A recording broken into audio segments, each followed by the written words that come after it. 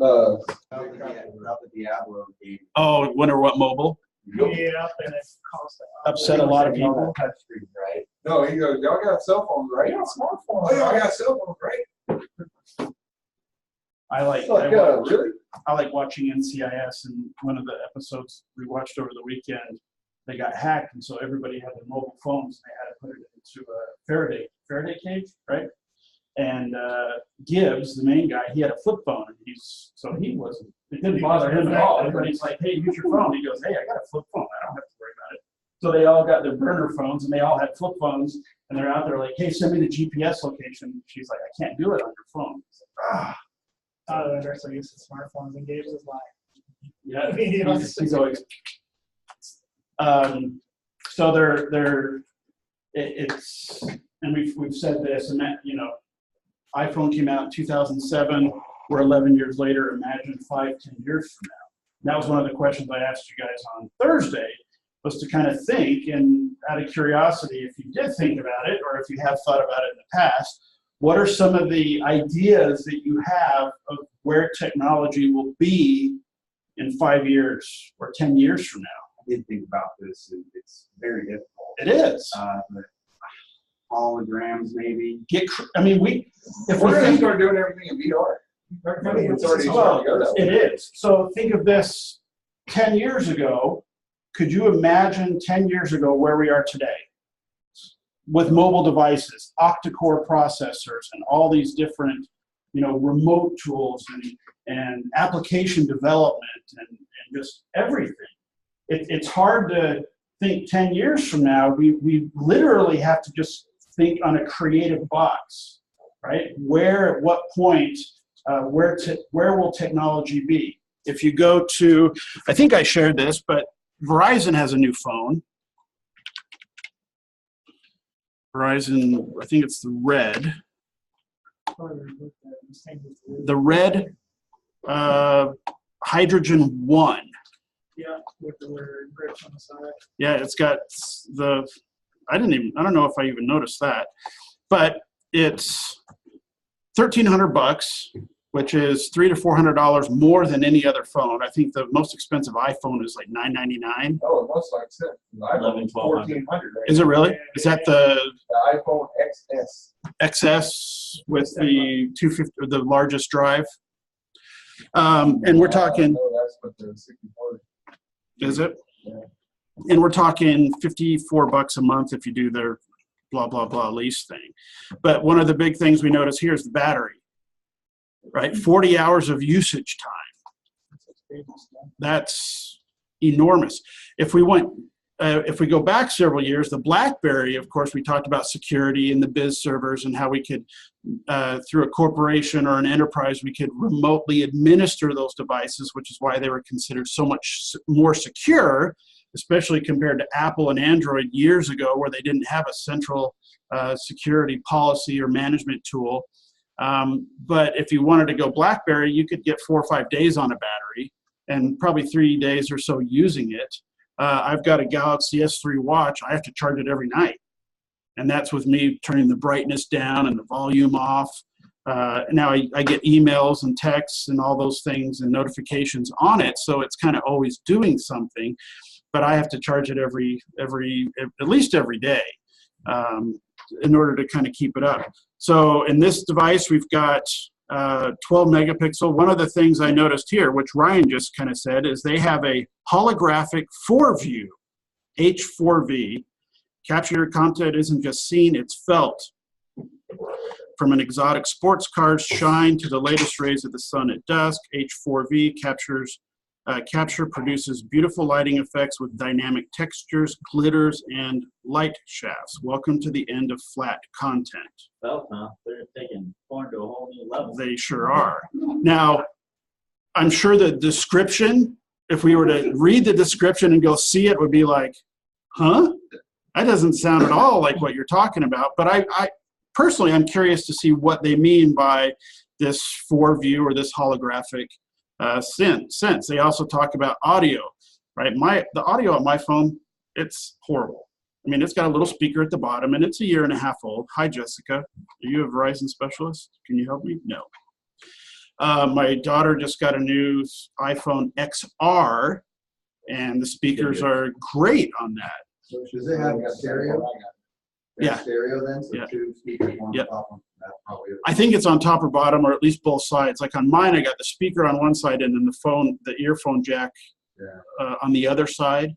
So, And I can hear it louder if I put my hand and I cup it. Yeah. But she's always complained about her alarm. I'm like, well, now with your new phone, you can hear it.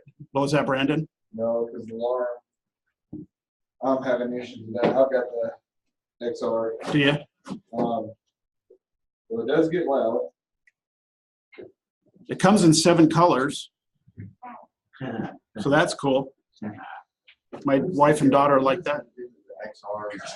The XR is, like the Dell Inspiron compared to the XPS. XPS is like a high-end laptop.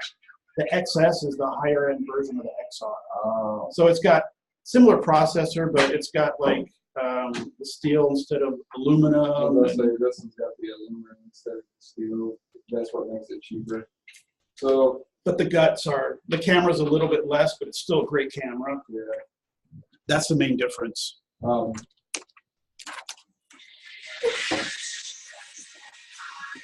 That's not bad. And so it's only one speaker. One speaker. Is it one? Yeah. You got your, That Lincoln Park? no, it's a guy I listen to, workout music, but and then everything else is still at the bottom. The one cool thing is the facial recognition aspect. Doesn't it do a 3D aspect? It's literally that fast. Yeah, when you're first setting up the phone, it literally does a diagram, like it has lines on your face and Like a everything. blue line. Yeah, and then it has you adjust, and then tells you to look this way, that way. Kind of gives all the measurements of your face and everything. Like a wireframe. Yeah. So, and I think that's But, I one mean, of it does get loud. The problem I have with the alarm though, like in the morning, it doesn't. If I end up, the first alarm is loud. Every time I snooze after that, it's quieter and quieter. you would think it would go the opposite. Yeah. Shit. Wake your ass up. Yeah, no. Okay. So Not on Monday morning. Sorry, I can't do it.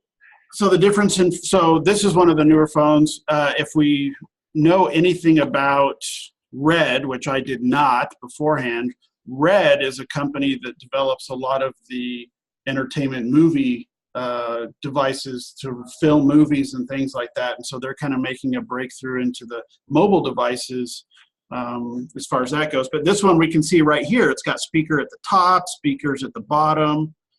Who knows? Let's see the back, right? Dual camera.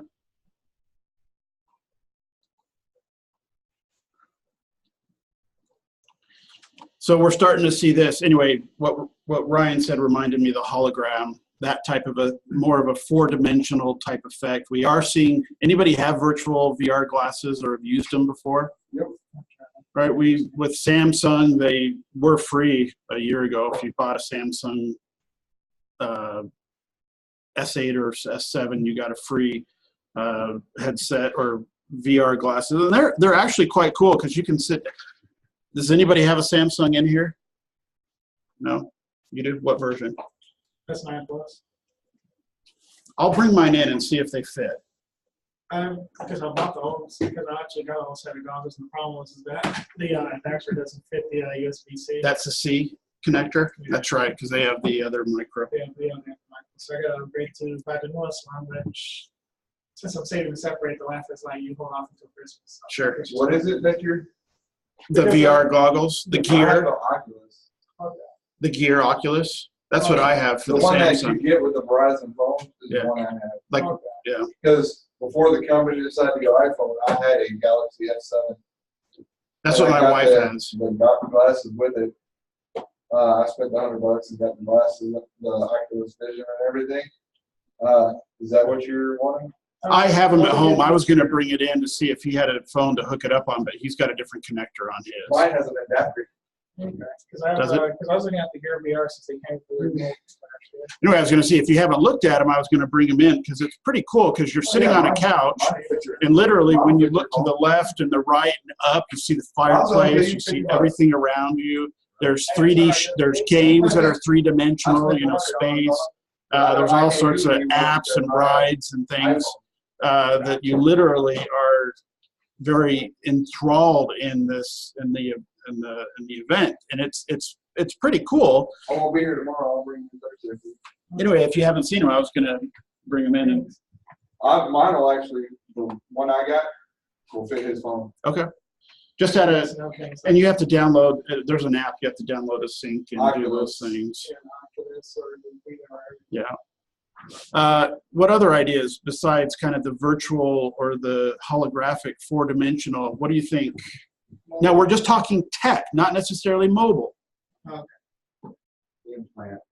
Okay, chips. Yeah. Instead of a RFID card or a secure ID card, implants. I think 10 years from now, it's going to be extremely common. I mean, they could be an implant in your ear, so your ear, implant your eye, so you can see. Okay, more like accessibility. Okay, Yeah, or enhancement. right. Okay, I haven't thought of that, but that would be. You see now, like all the vets are tagging all the animals so you can locate them and things like that. And so why not have a I've got a chip in my nose. why not have a chip that we have that gives us, and some companies, if you search online, I don't remember the name of any of them, they offer the option to some of their employees where they can get chipped. I heard about somebody in Michigan. I think so, in the Midwest. Lining up to do it. Yeah, and so now they don't have an ID card. They just walk up and, you know, it's beta, but You get People that hunt would do this, would get chipped because of the fact that That's a search and rescue. well, finger skiing, back roads, avalanches, those kind of things. As long as you could get a strong enough signal. But I agree. I think that's something, whether it's an enhancement or a secure device that's granting access or authentication, definitely. Because when I had search and rescue call for us when we were out hunting, I had to give them my GPS location with my cell phone. And they were able to know exactly where you were. I just had a question.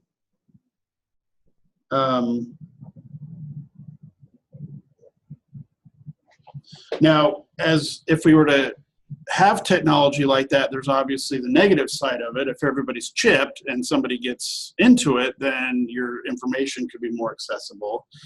Do you have the type of access and those kind of things? But so I think those are two areas as far as maybe chip devices. What else? What do you think? What will laptops be like? Well, here's the question. Right now, the big thing is face recognition on mobile devices. That's a big kind of upgrade with the new Apple, is they've got face recognition. And so over the several years, we've seen the thumbprint, the biometrics, those kind of things. Can you think of any new type of biometric that they could use in the next 5-10 years? Oh, Lick it?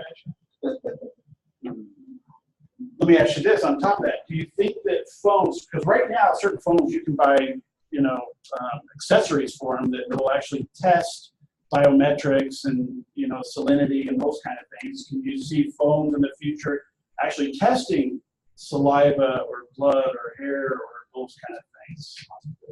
Possibly. Probably. What I was thinking though is they have like an X-ray type thing that gets your actual bone structure. Okay. So that it's a lot harder for someone to fake it. Okay. So you Let's get some map. don't have a shave, you have a shave, you get burnt or whatever. It Beyond the doesn't- skin? It doesn't care because it looks right through. Sure. X-ray.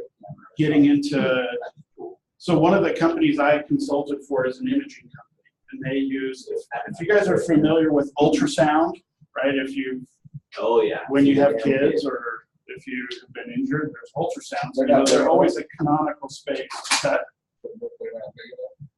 well, and that's just it. It's a very controlled aperture as far as the angle. And of course, when you're looking at something, you know, cubical or three-dimensional, and you're suddenly squeezing it in, the bottom is bigger than the top is skinnier. And so how, unless you're a professional, if I look at it, I'm thinking, wait a minute, I've got an oblong kid or whatever it is. We've got MRIs, X-rays. So one of the companies that we consulted with, it's called Maui Imaging, and they were actually developing a four-dimensional ultrasound that was real spacing. So, and what they were doing, and where they actually flew me out there because of all the hardware I have. They tested me on this machine, and what it does is it looks, you can set the depth. So they set, like for my neck, they set it to like 3 inches, and instead of being canonical shaped, it was straight shaped. And not only that, but they could go through the layers like an MRI, and it was high definition.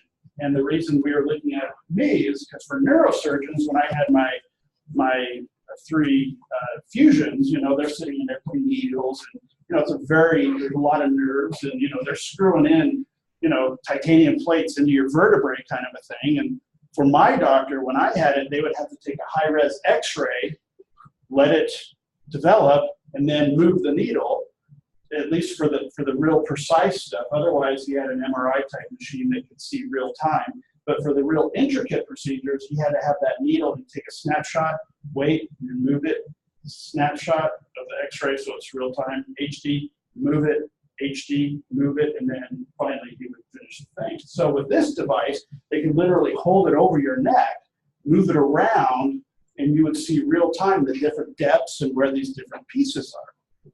So my father and I, in this project, we immediately went to what other uses are there? Could you imagine something like that for military? They're gonna make that machine from Elysium. Elysium? Yeah, that's Yes. it. Yeah, the fix-it-all scanner up on the sphere. The rich people up there. Yeah. How dare you get sick? Like, But imagine in the military if your medics had something like that, and they're trying to figure out the type of injuries. yeah, handheld. Yeah, and that's what we were developing, something almost like a tablet, looking at a tablet size. That would have to be a little bit thicker and of course more rugged. But could you imagine if you're injured in the field, you can use this, you can check for internal damage, you can check for bone damage, nerve damage, all these different pieces right there on the spot. So when you're talking medical, you know, triage, I mean, that could be just amazing. Think about using that type of device if you're bomb squad or whatever, and you're trying to look through and figure out, you know, bombs. It's not just tissue, it's through any types of things. What it is you have this AED looking thing. You pull the little hands out, you do like this, and they're good.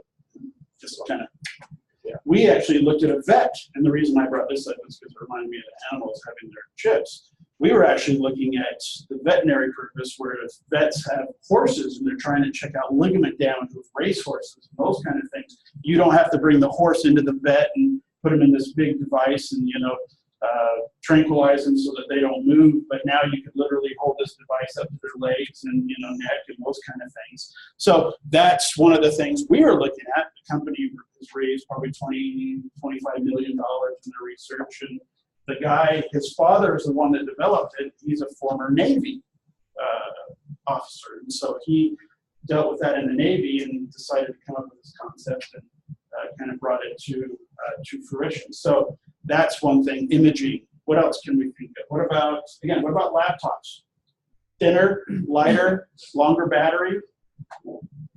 I think laptops are going to be gone soon. Okay.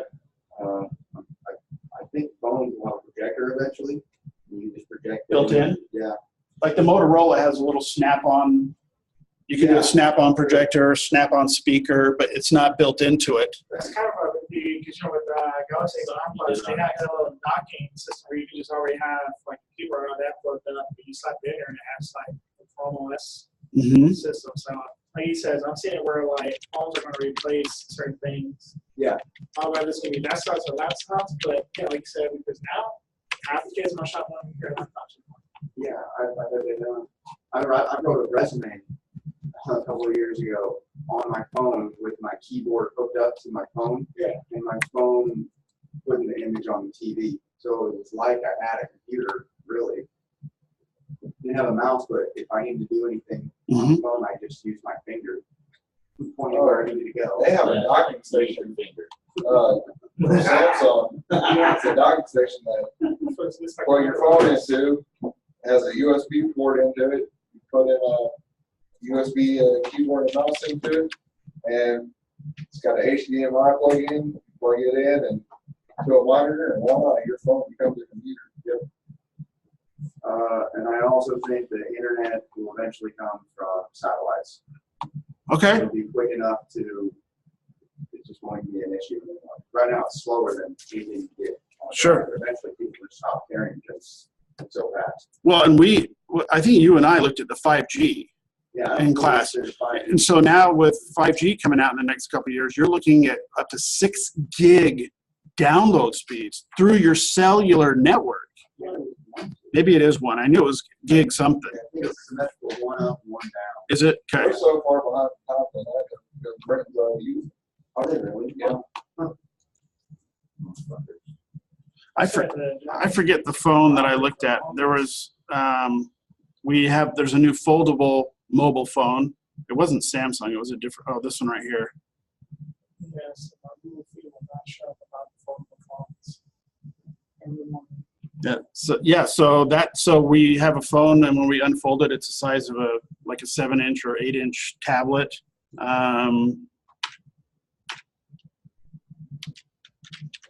I think you're right, Ryan. The ITU has defined 5G network speeds as being 20 gigabits per second, according to the Korean Times. That's not right. They always Maybe. overdo it. So, but now, I'm paying $60 a month for 100 meg down, 50 meg up at home. If I want to spend over 100, I can get gig speeds at home. Now, we all know that, yes, I'm getting gig to the house, to the node, but there's so much out there where the speeds are controlled that just because I have a gig to my house doesn't mean I have a gig everywhere, right? Netflix is going to, if you want their HD connection, it's like 12 meg downloads or 16, whatever it is. So, yes, I have a gig, and certain things I can utilize that speed, but other than that, it's really not. But I could see with this next year when 5G comes out, you could literally get rid of your home internet because now my 5G is 10, 20 times faster. I mean, you can do it now with LTE, really. Mm-hmm. If you're actually getting LTE, Maybe that's what happened. So the big downside here is going to be coverage. Big cities, great, but then, so probably the next 2 to 5 years, we'll start to see it more nationally rolled out. And we all know that, yes, Verizon has their network, and they share with Sprint and AT&T. They share towers as long as they're correlating or technologies go. The IMT 2020 spec demands for speeds up to 20 gigs per second, achievable with 15 gigahertz. So right now we're at, our home wireless is at 2.45, so we're at definitely a different gigahertz there. We'll see different countries, deployments, Australia, Bangladesh.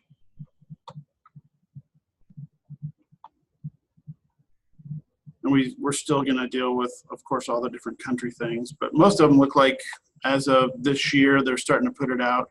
So for Lesotho, I don't know where that is. Africa, right? They're having 700 megabit speeds have been achieved through theirs. So Norway, Oslo, speeds up to 71 gigabits. Oslo is actually where one of the main internet hubs is located. So they've got, they're in Sweden, but they're looking at 2 years from now. So a lot of the technology is there, and right, we have the RFCs and the protocols. They define the standards, and based on the company, you use the protocols to communicate and talk. So different countries are going to have different elements and speeds. It also depends on what is their backbone. If you have a high-speed backbone and you're bringing 5G into it, it's also relative. My 5G speeds are going to be more efficient when the backbone on the internet is increased. And we always see CenturyLink or Cable One on the side of the road pulling more fiber and putting more pipe out there and more speeds. We get into these main sonnet rings. I think Seattle's a main hub. Now there's a lot more, but it used to be Seattle, Chicago, New York, and DC were the 4 main internet trunks, at least for the United States. Now, because of just sheer size, we have LA and San Diego and San Francisco and Denver, Atlanta. So we're starting to see a lot more of these larger hubs that are out there. Anything else as far as, now we're also going to say with the technology, there's going to be new security protocols. There's going to be new security standards. One of the things I'm going to talk about a little bit is we have the WPA, WPA2, and we also now have WPA3 that is coming out. It came out a couple months ago, but it's still not a ratified standard as of yet. And so we get better encryption, and it helps against one of the deterrents that it has is a deterrent for the dictionary password attacks, those kind of brute force dictionary attacks. Anything else about cars? Driverless. We're starting to see that. What's that? They're gonna hover. Hover. We've joked about that for years. And fly. I've already got one covered. Go back in time, maybe. We got to figure out the free energy thing. Yep. So if we all saw what was the Back to the Future 2, where he's on the hoverboard, right? And so people kind of. So I think flying cars, hovering cars. I think that could be. I think we're definitely going to see a lot more driverless cars and battery-powered cars or hybrid as opposed to what we're seeing now. Shape-wise, who knows?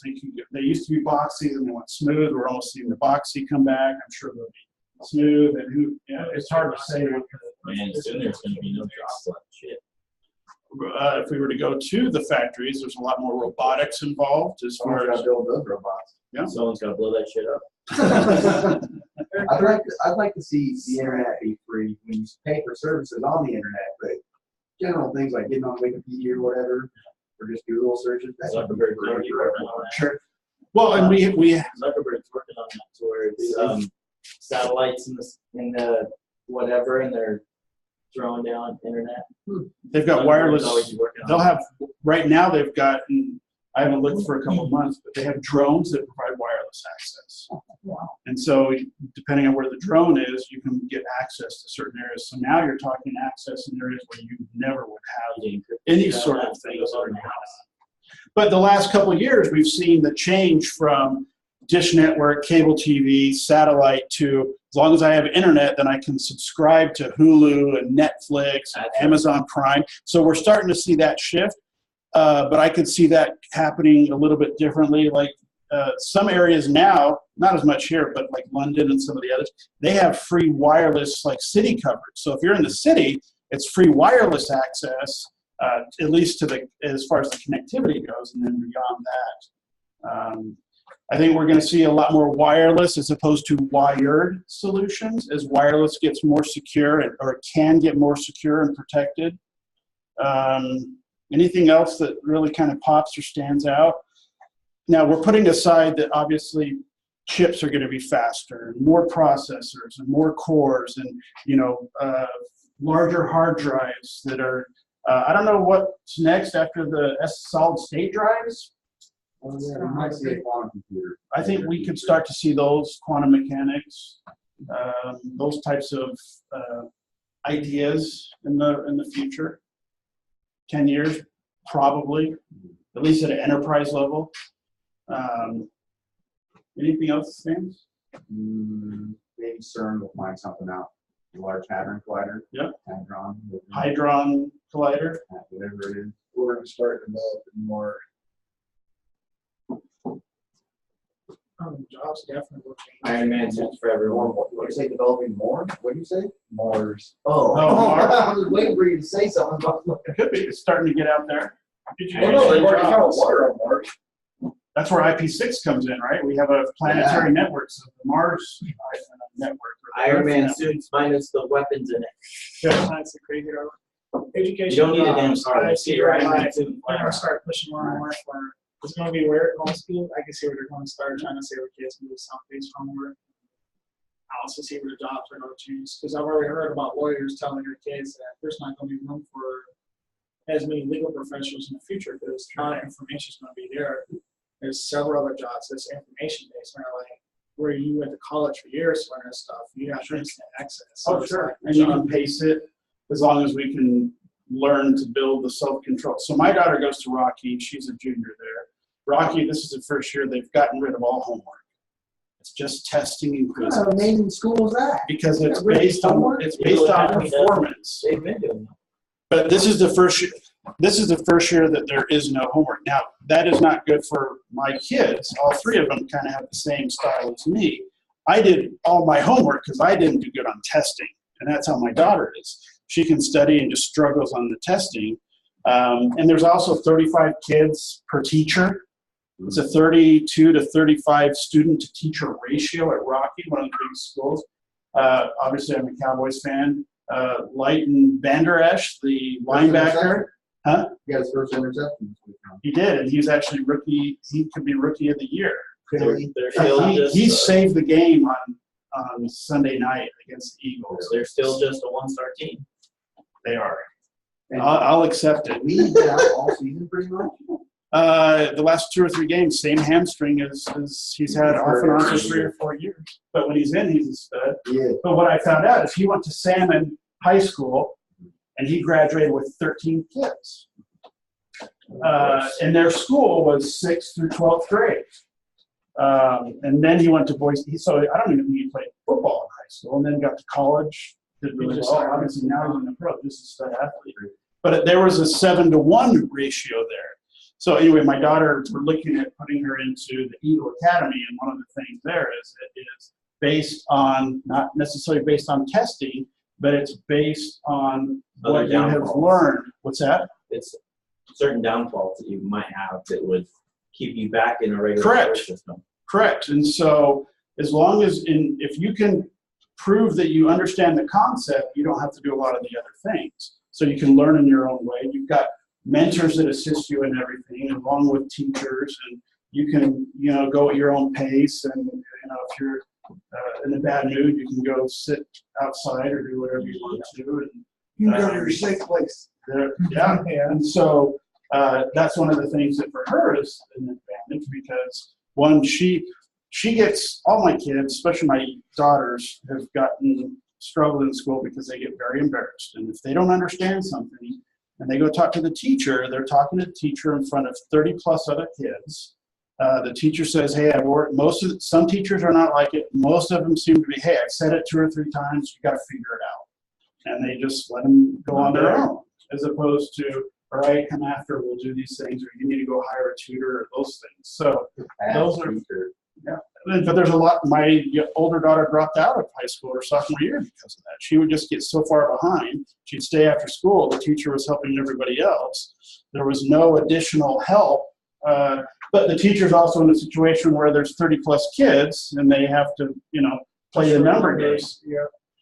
For me as an instructor, I've always tried to, and that's why I spend more time in first aid. What are your objectives? What do you want to get out of this? Why are you here? So that within 3 or 4 weeks later, I can get you to that spot. Now with 4 or 5 people, it's a little bit easier than 30. But still, and by now, most of us are all at a certain level or higher.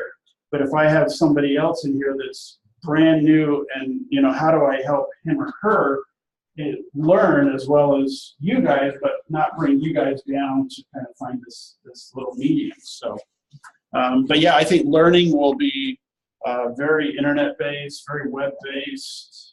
Schools now are assigning laptops. So when my daughter, if she goes, they'll give her a laptop, so she'll have her own laptop to do all of her work on.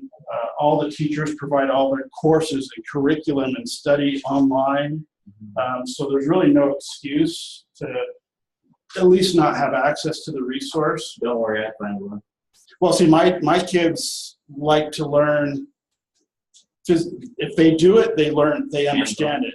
If they just read something, hands on. If they just read something, it doesn't make any sense to them. And I'm the same way. So yeah, the teacher puts out all these assignments, but it doesn't give two craps because they still don't get it. They have to see the teacher do it, and they have to be able to physically do the hands-on and apply it themselves. So there's those kind of pieces as well. So anyway, keep thinking about it. If you think of something throughout the week that pops, let us know. I think if we were to meet 10 years from now, we would probably be like, oh yeah, Brian said that in class. I'm like, holy cow, I totally didn't even think that. We wouldn't be communicating verbally with our mind. I'll text you.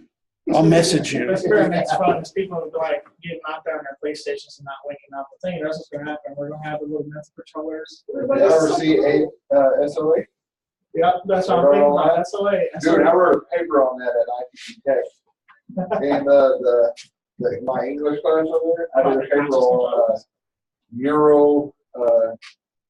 the science of neurology, and they're actually already developing that technology for handicapped people and implementing it to computers to where they can, because it's a way for them to socially interact with other people. And they're already testing and studying and doing research in that now already. Yeah. Has anybody seen the movie The Accountant? Yep. With Ben Affleck?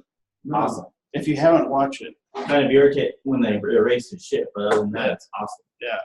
If you get a chance, watch it. And there's a couple twists that happen because he always calls in, and this person's always, I'm not going to give it away. This person's always kind of saying, oh, here's the next project or hit, or here's the next kind of those kind of things. And you figure out his father was military and he was autistic, and how his father kind of raised him. Anyway, they're coming out with part 2 next year. If you get a chance, watch it.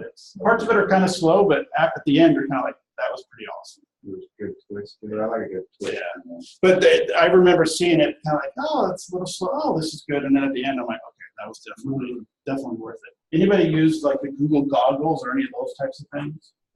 Out of curiosity, I have not. Or the old Tony Stark kind of the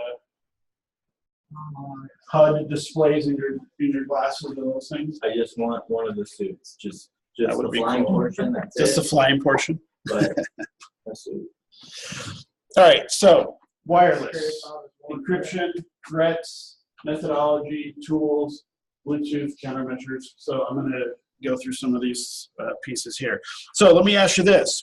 With our wireless, what are some of our main concerns in the wireless world? Being hacked. Okay, is wireless, if you were to say yes or no, is wireless more secure than wired? No. Probably not. And what would be the main reason for it being more or less?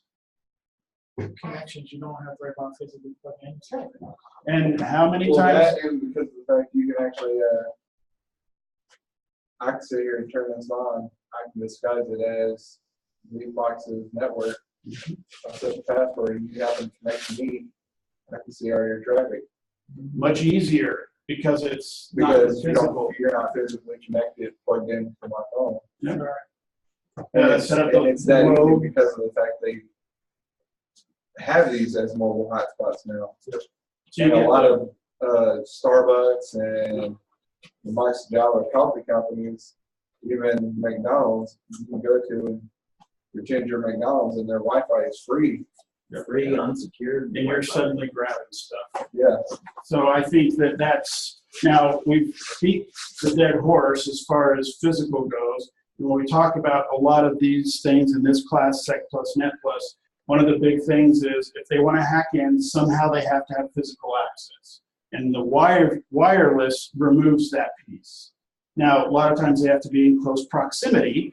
If we remember the TED Talk video, he had the gun, the Wi-Fi gun, that he could actually grab wireless access networks about a mile away using an amplified directional device. So typically wireless is we're gonna say it's less secure as opposed to more secure. We're also going to say it's much more convenient and easier to implement than a wired solution.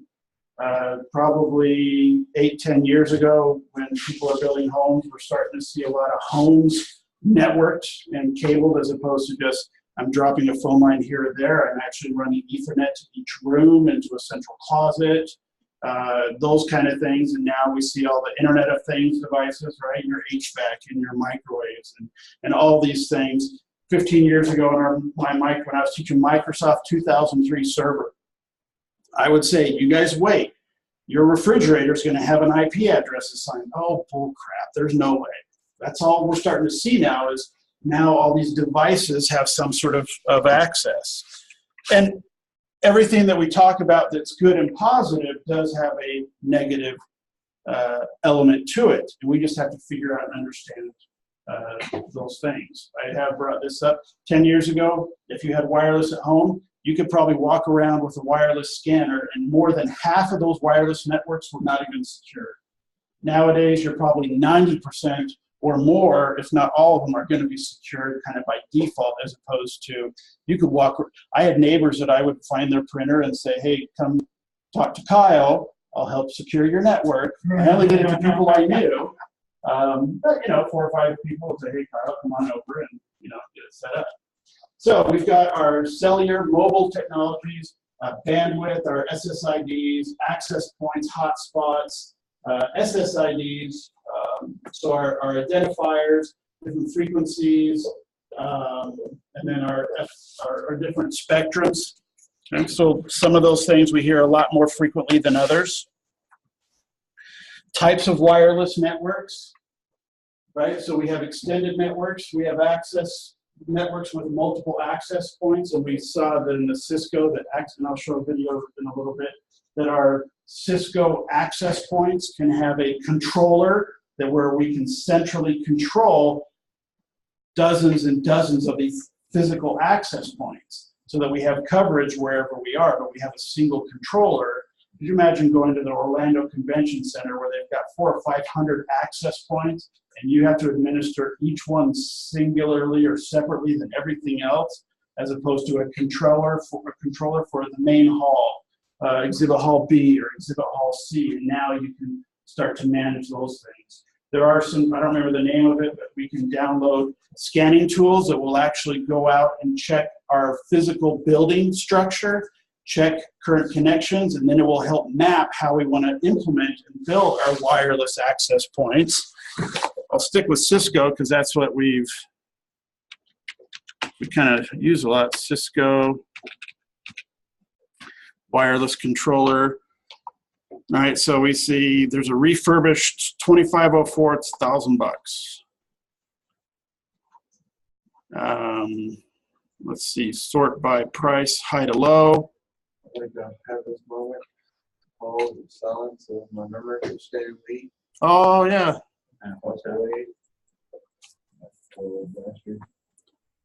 He's 95 years old. He had a long, full life.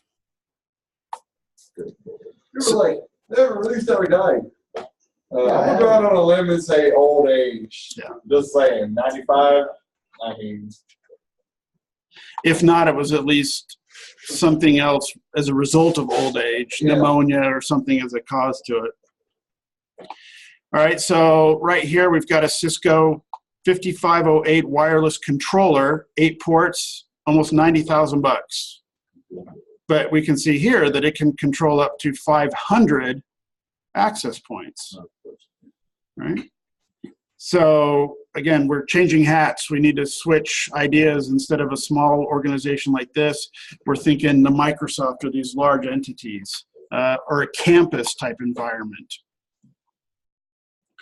We've got our ad hoc mode. We've got our LANs, and then of course our hotspots with our, who does use a Wi-Fi or a mobile hotspot? I've got it. It's free with my unlimited data, blah, blah, blah. We looked at switching to Sprint, and they gave you a hotspot, but it was a 15 gig cap without charging you more. For Verizon, it's... You mean like a thumb drive type hotspot thing, or do you mean like you're creating your own hotspot on your phone? What was the first thing you said? they're both the same technology. No, I'm talking like something they give you that you plug into your Oh, laptop. oh, you're talking like a portable hotspot? No, I'm talking, yeah, so you can have those like Verizon hotspot cards. Mhm. Yeah, no, I'm talking like your phone, you turn on the hotspot or the sharing feature.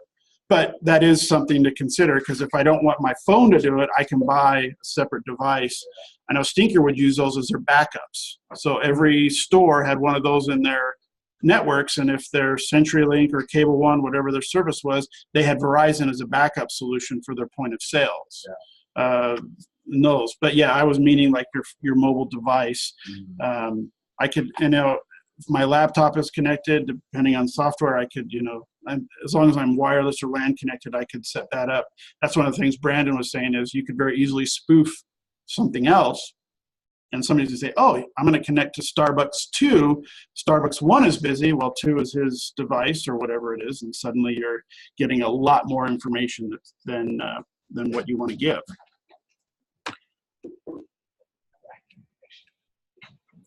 Two places for Wi-Fi. It's probably either public, private, or corporate. Those are probably the three main places. My brother-in-law went to Disneyland last week, and they went on Southwest, and guess what Southwest provides for free now?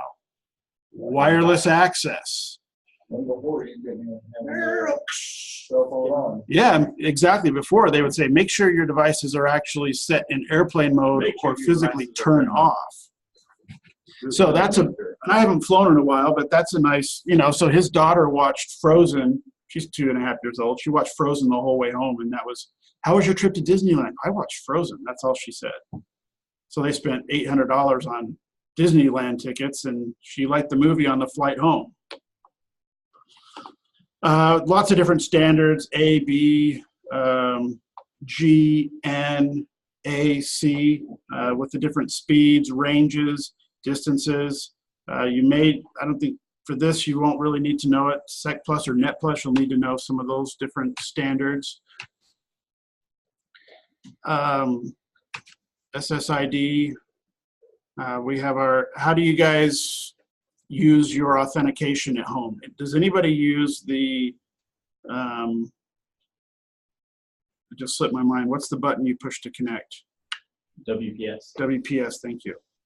Has anybody ever done that, or chooses, when you want to connect a device to your hotspot, you push the WPS button and it lets you authenticate?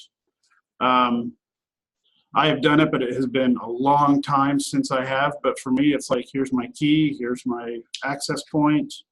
We're also assuming that we can, hide our SSID, and we can do MAC authentication and secure those pieces there as well.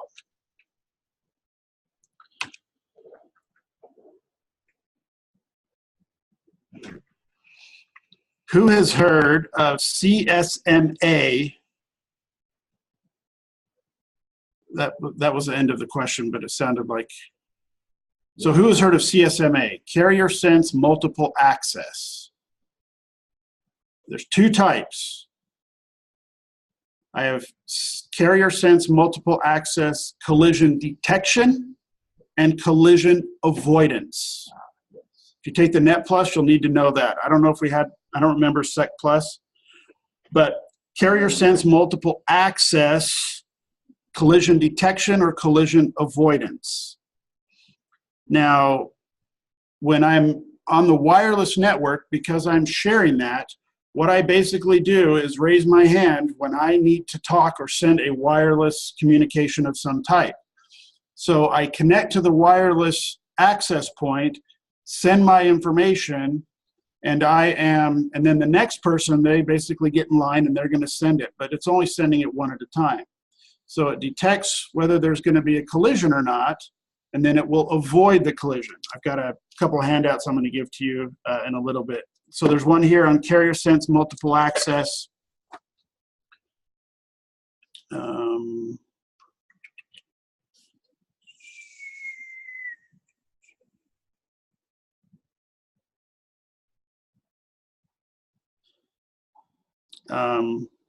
Now, on the physical network, right, we've talked about switches and broadcasts and how we detect collisions. wireless cannot detect collisions. So it basically, that's when it raises its hand and says, is anybody using the wireless network? If not, I'm going to use it. And wireless uses collision avoidance. The Ethernet uses collision detection. So I've got a handout that goes into to some of that. I've also got a handout that I'll share with you that talks a little bit about your WEP, how we don't use that anymore. We've got WPA and WPA version 2, and then I'll hand out one on WPA version 3. 802.11 standards, right? So you'll need to know the different frequencies, speeds. Let's see what else is there. Access points.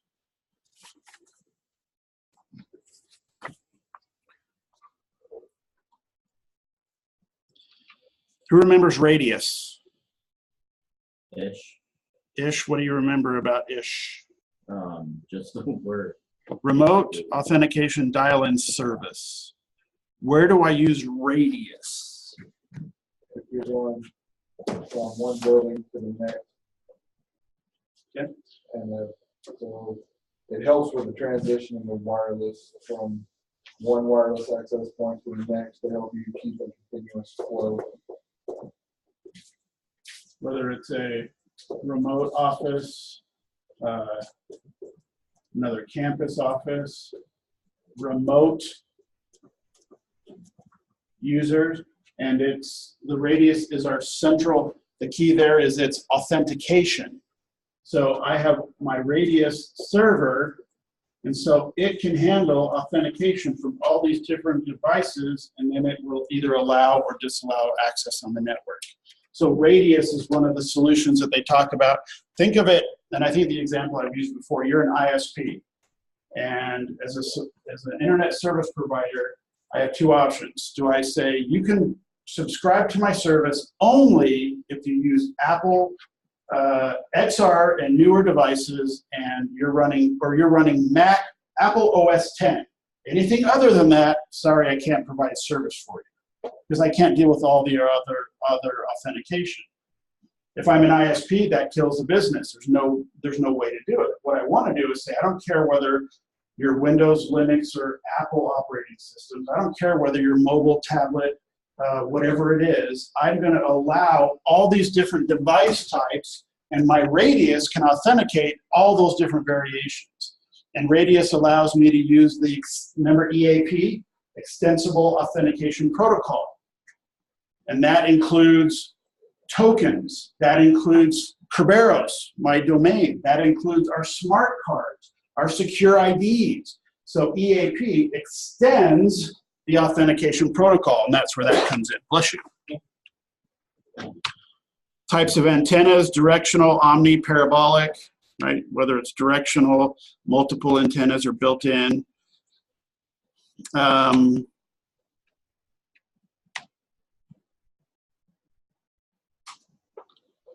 When we get into our encryption types, we basically have three types. We have our WEP, WPA, WPA2, and then depending on what we use, it will support either AES, TKIP, EAP, there's our radius. We have our protected authentication access protocol, transport layer security. I've got another decent handout on that, about the different security models and exploits there. So you'll need to kind of understand those different pieces for the exam. WEP, we'll need to know that it's very insecure. Again, 10, 15 years ago, that was the default, which is basically some authentication is better than nothing. Now we're saying, yes, I want to authenticate, but I also want to encrypt.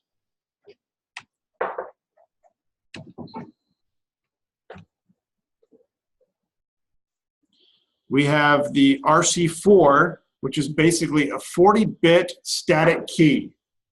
So if something is 40 bits, we know it's fairly large, but what does it mean if it's a static key? It doesn't change. So Josh is using that same 40-bit key all the time. So if I ever gets compromised, I can, exactly. Think of it as our debit card with the bar swipe as opposed to the chip, right? The chip, each purchasing transaction is its own separate encrypted session, whereas the barcode is static information. I swipe the strip and it provides the information that's there. Okay. And then, of course, WPA2 is our newer version. WPA2 uses or can, we have the enterprise and personal, right? Enterprise is our company. That's where we can use Radius, right? So we're right here with WPA2. We can also use it at home with our pre-shared key.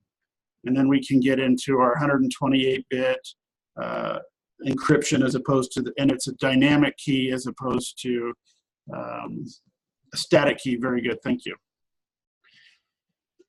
The other one I want to share that I have here is WPA3.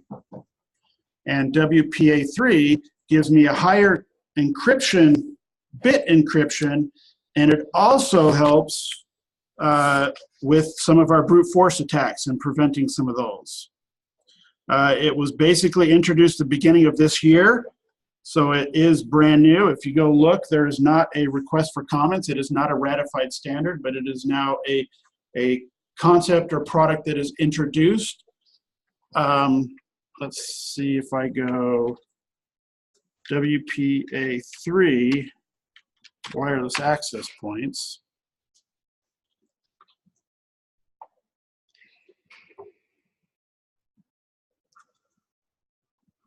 Didn't look yet to see if what kind of devices are, if they're still supporting. Right now, there's very few that actually support the WPA3 without some sort of a firmware.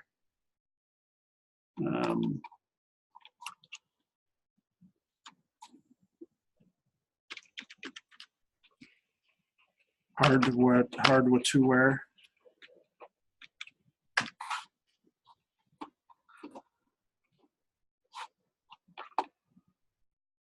What's the one you have at home, Brandon? The Netgear? Yeah. What's it called? Nighthawk.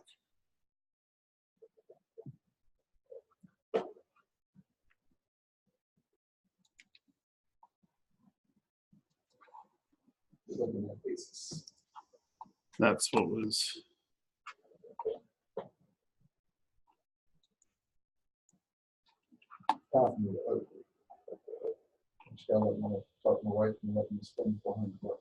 It's easier to ask for forgiveness. Permission. Well, usually, unless you've already used that forgiveness thing up. If you've already used it, don't shoot a gifted horse. All right, so we'll need to know the different WPA. So we have our WEP, WPA, and WPA2.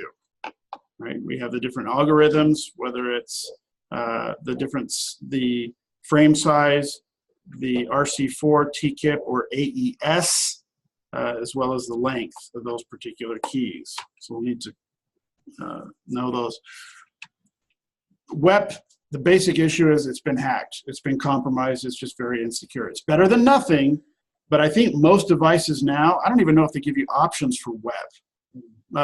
Mine at home gives me WPA or WPA2, and then it auto senses the protocol, whether it's TKIP or AES, as far as the encryption goes. Right, so I'll hand these out. I've got the carrier sense, detection avoidance, collision detection, collision detection, collision avoidance. I've also got some of the standards as far as the wireless standards and the packets and frames. I'm also including a conversion table that converts decimal, hexadecimal, octal, and binary. And the reason I'm sharing that is when we deal with binary, we're still dealing with a 8-bit concept, right? And every 8 bits gives me a 0 to 255. So a total of 256. That's our whole subnetting killing brain cells session. Yes. So one of the things that we'll see here is on this chart, we can see that it has our 0 when we go to the decimal. So it has 0, and then it ends with my 255. And so it tells me all the variations. So if I look at my decimal is a 10, my hex code is an A, and then I can see the binary for a 10 is a 0001010. So it's 8-bit, and the 2-bit gives me the 10. And so it has all these here from the 0 to the 255. So when we start looking at encryption keys, right, most of them are hexadecimal. It's a 0 to 9 and an A through F. That's why IP6 is so massive, because it's not 32-bit, it's 128-bit, and it's hex, 0 to 9 and A through F. So we get just, what was the, not even Yoda bits, it's Yoda bits times 50 or 60. So it's a number that's basically unfathomable. 6,000 IP addresses for every grain of sand is kind of what they summarize.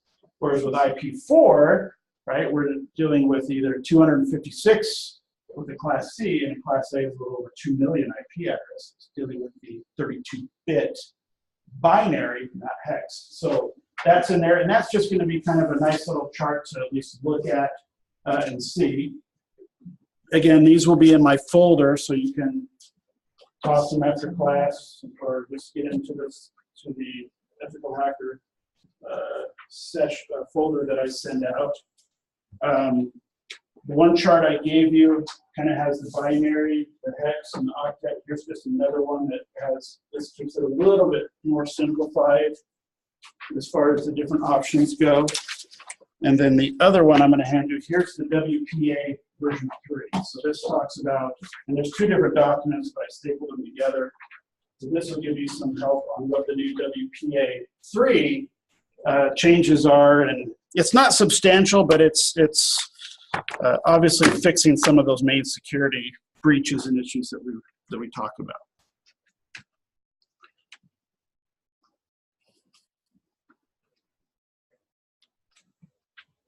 Can you think of other, well, never mind. Sounds good. Yep.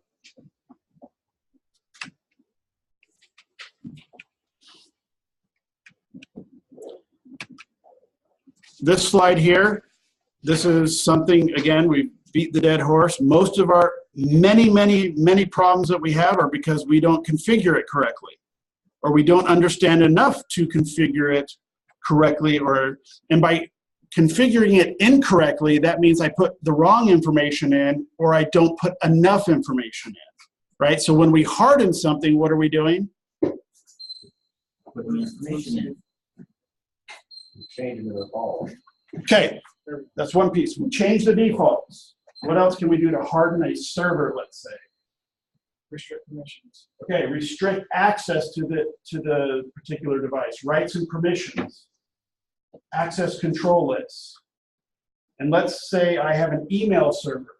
Do I also want it to be a web server and a SQL server? No, disable everything that is unnecessary on that server. If I close all those ports and close all those protocols and uninstall all those unnecessary tools, I don't have to worry about that. So when we talk about hardening a device, just get it lean as we can. That's what's going to make it easier for us. Right? Configure it correctly. What was the other one you said? I just forgot. Change the defaults. Thank you.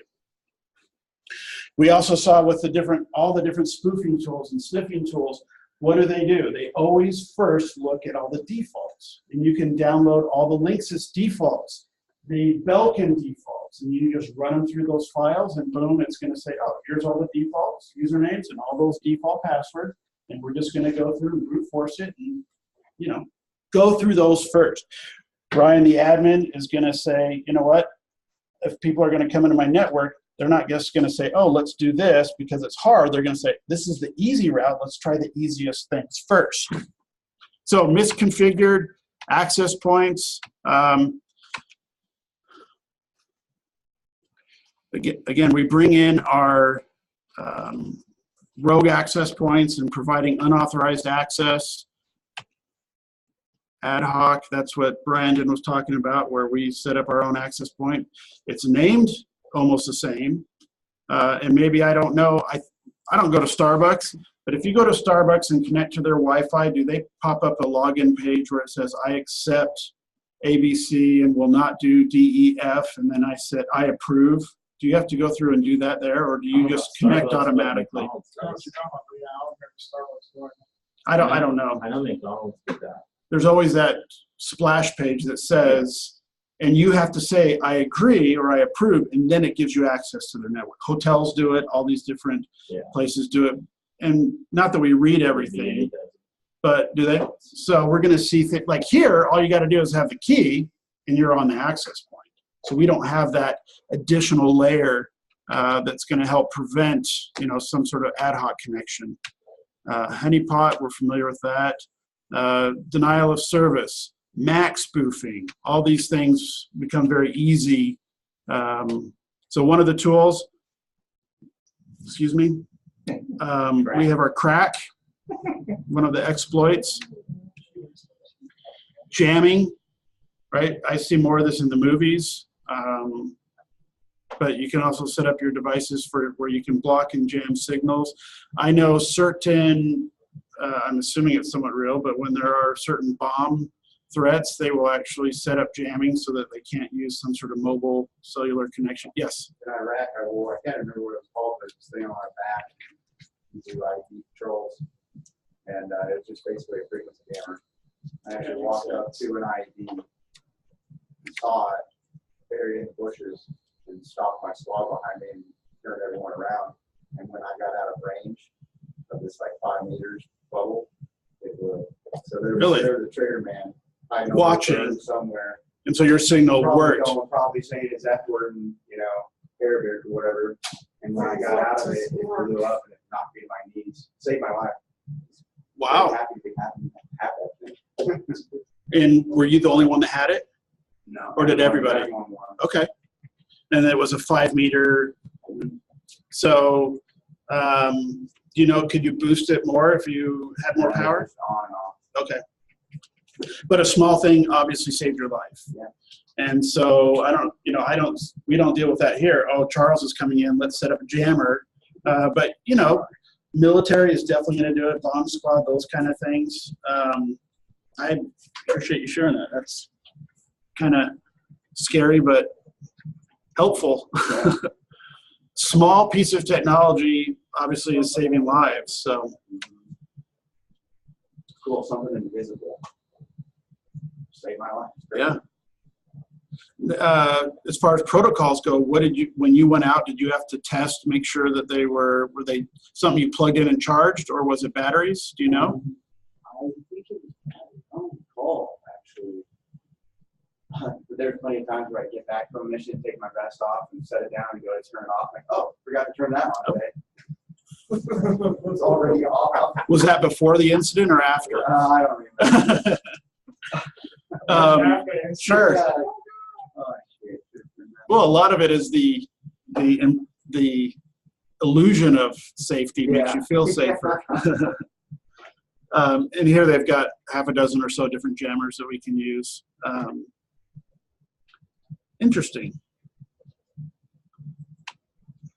And when we talk about backups, they always talk about testing your backup. Your power supply, test the power supply. Make sure that it's holding a charge. And don't test it on a computer, because if you plug in your server and then unplug the UPS to see if it's working, if it doesn't work, you fry the server. Yeah. Test it with a lamp or some other powered device. Just go to some company. You can do that too. It would be horrible to say, oh, I've got a backup solution, you've never tested it, and then find out it wasn't actually run correctly when you have a failure. So same with these types of jamming things and those kind of things. We want to test to make sure they're there. Cool. Just tell them it's like. All right, let me. So they have some Wi-Fi tools. Anybody out of curiosity have any sniffing or wireless access point tools on your phone besides just trying to connect to an access point? So, and I've said this, I'll go and download every once in a couple months or so, I'll go download a bunch of different tools. 20 or 30. Only use 1 or 2. Maybe not that many, but I'll download like half a dozen. And then usually the first of those 6, 4 or 5 of them, oh, this sucks. This is first, oh, there's ads already kind of a thing. But there are some, so I've got Network Scanner, and I've got Android. So when I open that up, it tells me I'm on LeapFox 192.168.1.9 on a /24 network. I see my device. I see 1, 2, I see 3, 4, 5, 6, 7. So right now I've got 7 other or 8 other wireless devices that show up in this particular one. I thought it was going to show me my hidden ones as well. That one didn't. All right, so this one is Net Analyzer, and this one shows me not all the devices on the wireless network, but this one shows me all the wireless networks. So I can see right now, I see Emily's Wi-Fi network. She's the tattoo artist next door. I also know that her access point is an Apple access point. Tells me right there.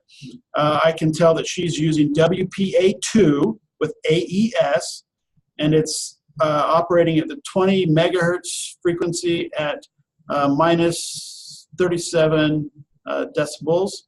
I see LeapFox. I see Premier Guest Signs. I also see just Premier Signs. I see an iPhone, so somebody's in ad hoc mode or hotspot mode. I see Rebath, Renew. I see a hidden. I see another hidden. And all it tells me is in brackets, hidden, but it does give me the MAC address of that hidden access point. So I figure out what type of access point is that. and right here it says, so the 2 that I see that are hidden, I'll show you. They're right here. You can see right there. So you can see, so it's refreshing. So the hidden one here tells me the MAC, but it tells me unavailable. Whereas all these others don't get connected here. I'm surprised you can figure out what type of access point.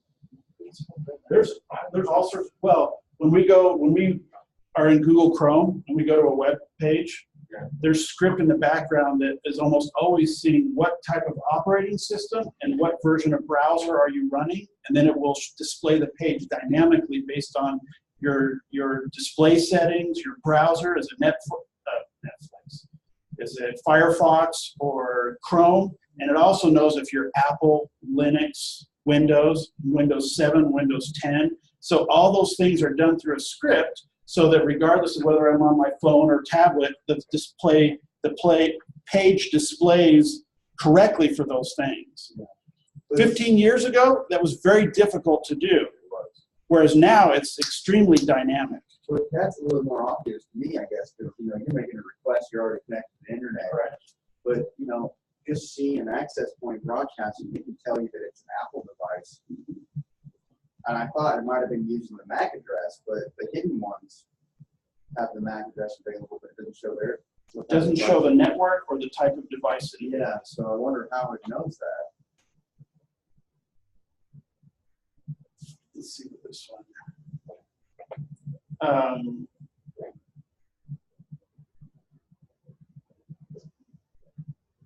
And then at the top, it gives me a little button, which I didn't know. If I click, it'll separate the 5 from the 2.4 frequency. So we were looking at 2.4. If you look at 5, there's only 6 of them. So there's a lot less on 5. LeapFox is on 5. So I've got Ubiquiti, Netgear, Belkin, ASUS, Apple on 5s. And then Action Tech, that used to be CenturyLink. Now the Zyxels are the CenturyLink. So there's an older. But so right off the bat, I'm getting what type of encryption. right? In fact, if I go to my Action Tech, it tells me it's WPA with AES and TKIP. If I go to Premier Signs, it's just WPA2 with AES. But it tells me the MAC address. So suddenly, if I am able to figure out the MAC address, that gives me one step into getting additional information. So that's Net Analyzer. So the first one, Network Scanner, gives me the local devices connected to my access point. The Net Analyzer shows me all the other access points. And I didn't know that, but I can also do it graphically. So now I can tell which ones are. So see what tools you like. Another one, network utilities. This one actually gives me IP geolocations, gives me port scans, gives me access to the who-is, tells me all the local devices and Wi-Fi. That one I like. So, I forgot, but I actually already done this. did you? So mine's Android, but I know Apple has the same thing. So see what tools you like. It's going to give you, it's a great starting point if you want to figure out in fact, homework for tonight, when you go home, do a scan, see what your home wireless says. And when you do that scan and you detect other wireless networks around you, look at them and see if you can figure out, oh, this is my neighbor here. This is so-and-so. I have no idea who that is. Have a good night, Ken. The FBI's here. I see those every once in a while. Yeah, I think that's fair. FBI surveillance. Yeah. Yeah, let's not give anything away. Someone's crafting up the name their network virus.exe around my neighborhood. I was like, I guess he's more to make sure no one thinks about it. But you know what? I guarantee some people are still going to do it. I would do let's do a Wi-Fi network called Win the Lotto and see how many people connect. So some other mobile tools. For us, mobile is going to be a great initial tool because we all have them. Otherwise, I have to pull out a laptop or a tablet or connect to my PC. Some of that depends on security policies because maybe your company won't allow you to install tools like that. What were you going to say? Or because, like you said, laptops, you have to go on all the tools so you can get the wireless access to actually like scan around or so you set the phones on it. Hotspot finder tools. I don't use this anymore, but you can. In fact, Verizon, Microsoft, there's certain tools or applications, third party, that will, it's basically a open source where you connect to an access point, you share it with the application, and now anybody around there can find that access point and get to it. And nowadays it's pretty easy to find access points, but there's some of those there as well.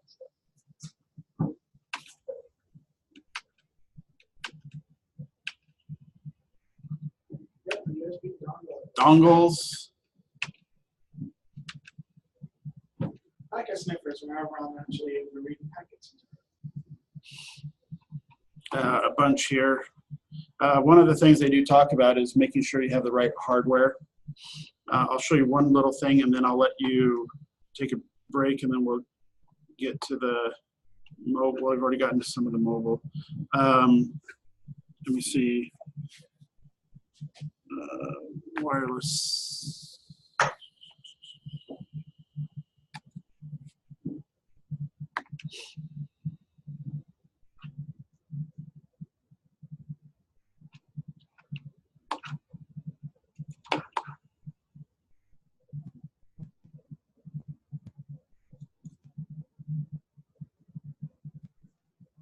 Figure out what the problems with WEP are. All right, so WEP uses RC4. Wrong. We can also All right, who's downloading a movie? this cool arrow script. It's kind of seconds.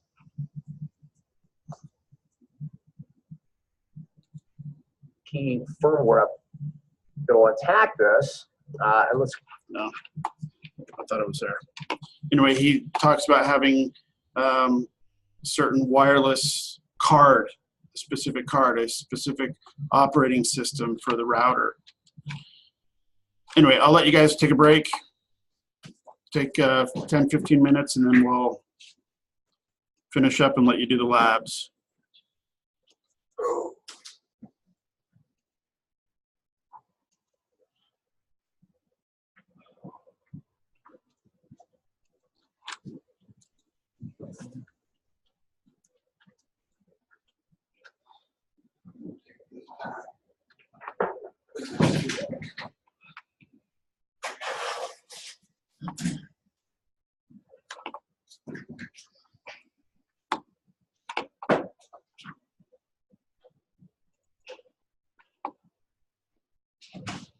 So is he still trying to figure out if he's gonna buy this or not?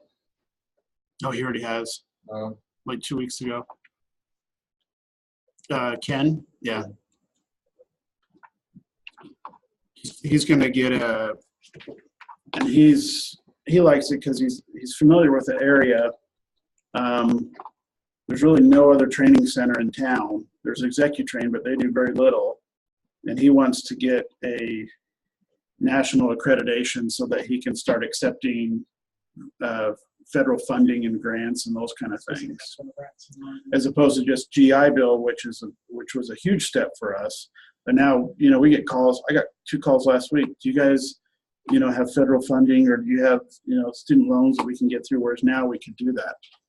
And he wants to get into like drone security and even like automobile hard or software security and some of those cool things. so when are we gonna expect the water park to be open?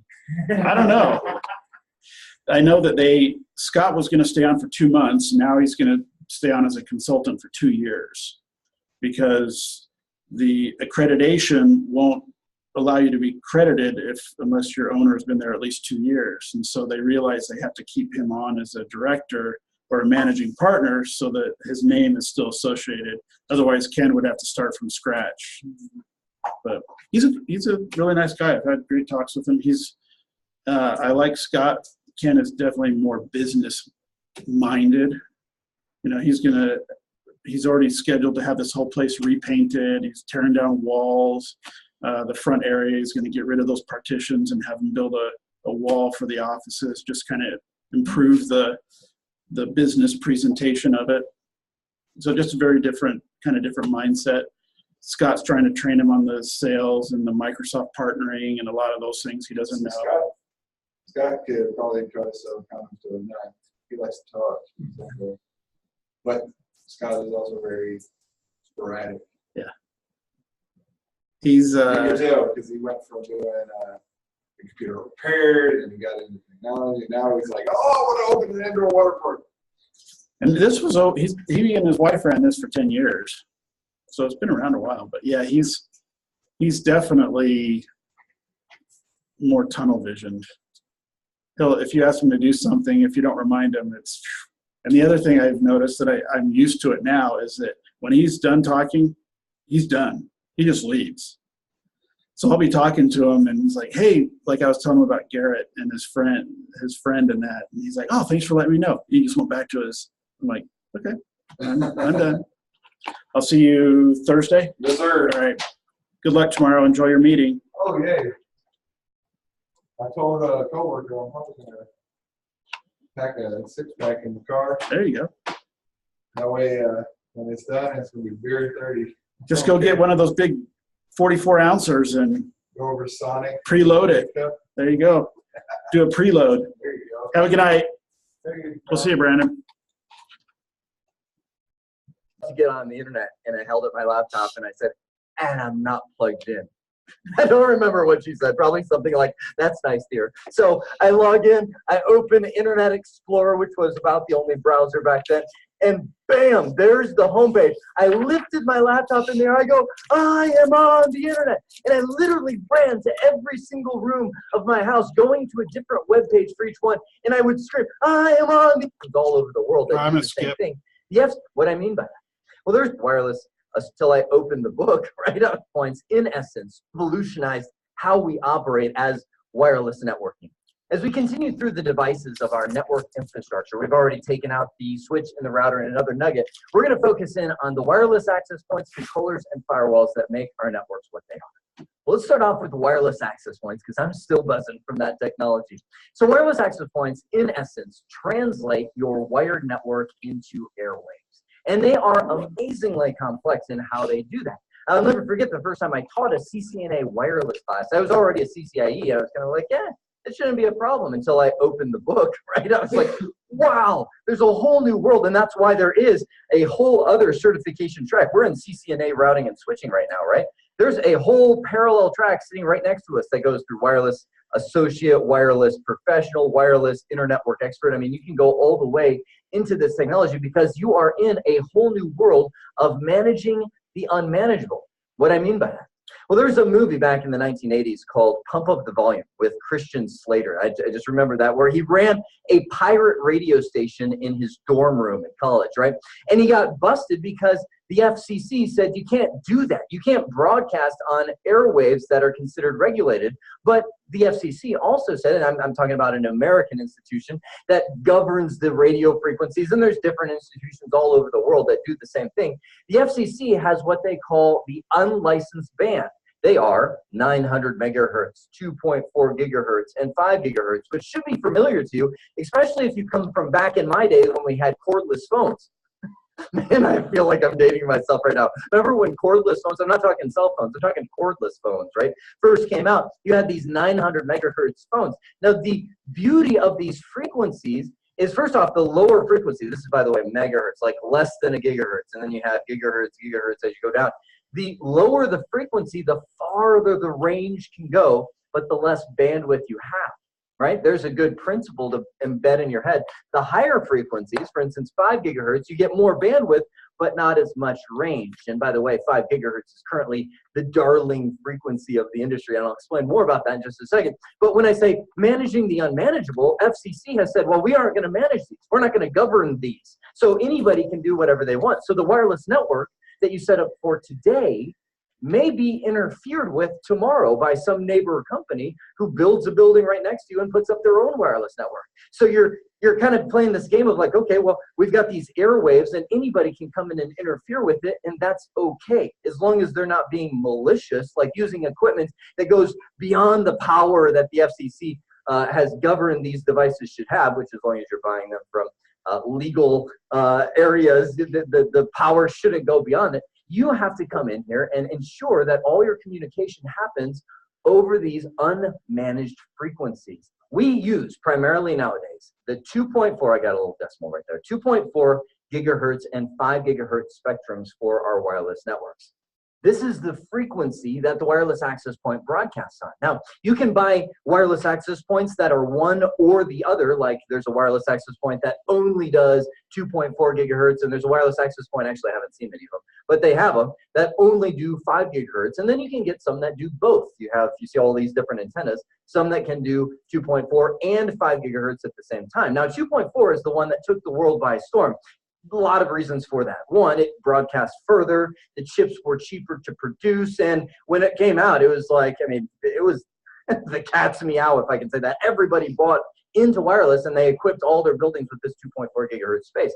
So the reason I say that is because this is a saturated space. A lot of stuff uses it, a lot of interference, and a very difficult challenge to get a clean channel in that space. As a matter of fact, when we dive deeper into wireless, you'll find out that there's 11 channels, at least in the United States. 1, 2, 3, 4, 5, 6, 7, 8, 11, right? Now, people go, okay, so that means I have 11 channels that I can choose to avoid interference. Well, not really, because when we say channels, what you're actually talking about is a little slice of the spectrum. Like if I were to draw it out on a graph, I could say, well, channel 1 actually goes, here's my channel, from 2.401 gigahertz all the way up to, and I'm going to butcher this, but you can actually find this graph online, 2.4, let's just say 09 gigahertz, right? Now channel 2, let me just draw it down here, would do something like this, where it goes from 2.4, let's just say 05 gigahertz all the way up to 2.412. And again, I'm just making up these values, but the concept is absolutely accurate in that these channels actually overlap each other. So what I'm saying is if you install a wireless access point in your building, here's your building, and then you install a second one because this one doesn't cover the whole building or your house or wherever you're doing this, you want to make sure they're on clean channels. And if you put this guy on channel 1 and this guy on channel 2, you haven't done that because they're going to broadcast their frequency like that and like that. You'll have this area of overlap where it's just a mess. The speed will be slow. You'll have packet loss because you'll have these interfering channels getting in the way of each other. The fact of the matter is 2.4 gigahertz only has 3 clean channels. They are channel 1, channel 6, and channel 11. So I could put this on channel 1 right here and then have a neighboring wireless access point on channel 6, and they wouldn't interfere with each other, right? But it becomes a challenge because we've got big buildings. So we got this guy on channel 11, and then we bring up a second story right above it. We've got, vertical interference, horizontal interference. It's like, oh, so you can see this becomes quite the challenge, and that's why 5 gigahertz has become the darling of the industry, is because 5 gigahertz, first off, is not used as much, but more importantly is it has more clean channels that we can use, and even more important than that, it's not as powerful as 2.4. The signal doesn't travel as far as I mentioned with the higher frequencies, which initially are like, well, that's a problem. Actually, no, it's a really good thing, because the problem that we have over here is signal overlap, where they're too powerful and they overlap with different signals and all that kind of stuff, and you end up with these very poor quality signals. But with 5 gigahertz, 5 gigahertz, you get these little spheres of concentrated, super powerful wireless access signal that go in all the different areas of the building. And inside of the middle of each of these circles is your wireless access point, right? A lot easier to do.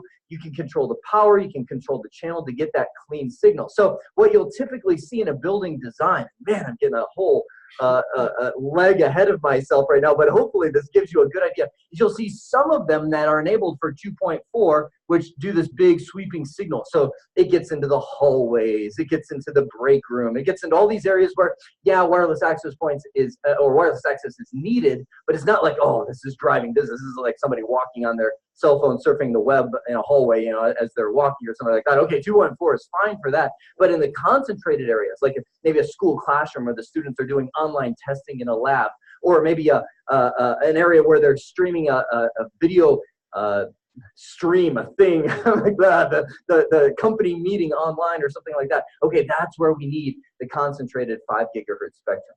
Now, if you've got a building where just a couple wireless access points will do, then using what's known as the standalone wireless access point model will work just fine, where you go in and configure each one of these. But the more and more of these things you have, the more they're like the Minions. I don't know if you've ever seen the movie where you got all these little yellow guys that do all of the work, and you have to have some kind of central control, because it's going to be crazy if you try to manage them on their own. If interference kicks up at any point in time, if the power gets too strong or too weak for that time of day, you just can't keep up with it, and that's where you need one of these really expensive controllers.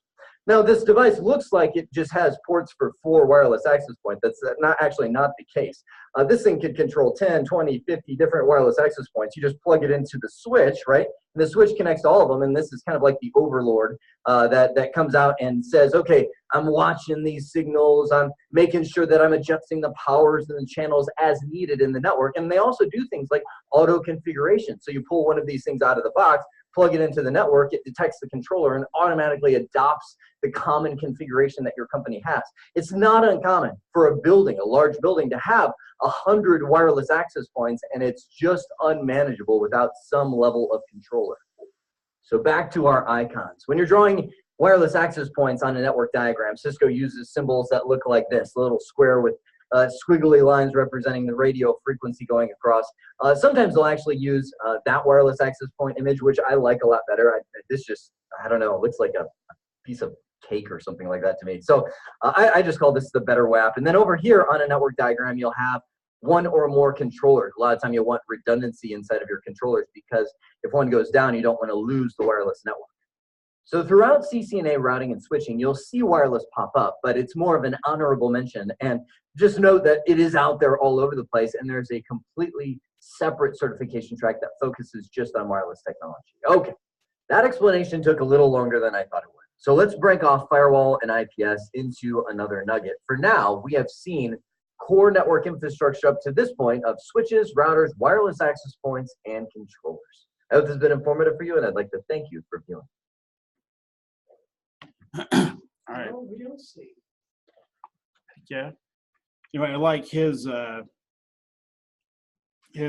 presentation talking about the overlapping the different frequencies and kind of how we can see, briefly the big picture with a large organization, the controller. Again, not a lot of new concepts or new topics, but we can see the advantage of why we would use a 5 gigahertz or a 2.4. Of course, the 2.4 is the larger, little bit more dependable, but yet not as much singularity, a lot more, like you said, overlapping with those 11 different channels. Whereas the 5.0, because they're smaller, it can be an advantage because you can have more separation between those different segments as opposed to just 3. And then also how we can utilize the 2 together. And like, I don't remember what it was, the Security Plus, if you go through the book, the wireless section, it had a couple links for different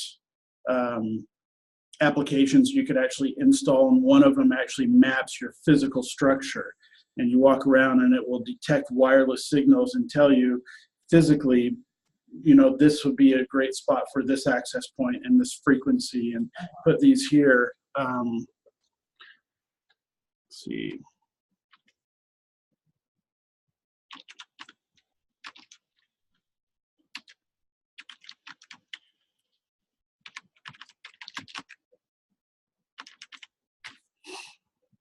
Whoa.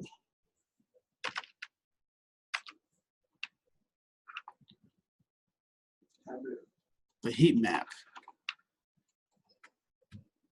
This is a different one, but here's one of them. So I don't even know how to say that. Ekahu heat mapper. I'll take that down. Right, so we can see here it's detecting the different devices, and based on your your red and green, you can see where in that building where your predominant Wi-Fi connections are. Kind of like what Travis was showing us on his Stinker website. Yep.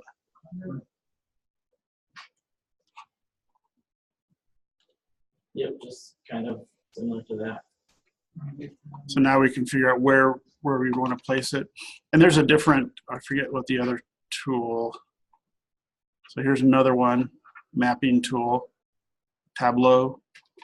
Anyway, so there's some pieces there. I don't know if there's I haven't installed a mobile version. There probably is.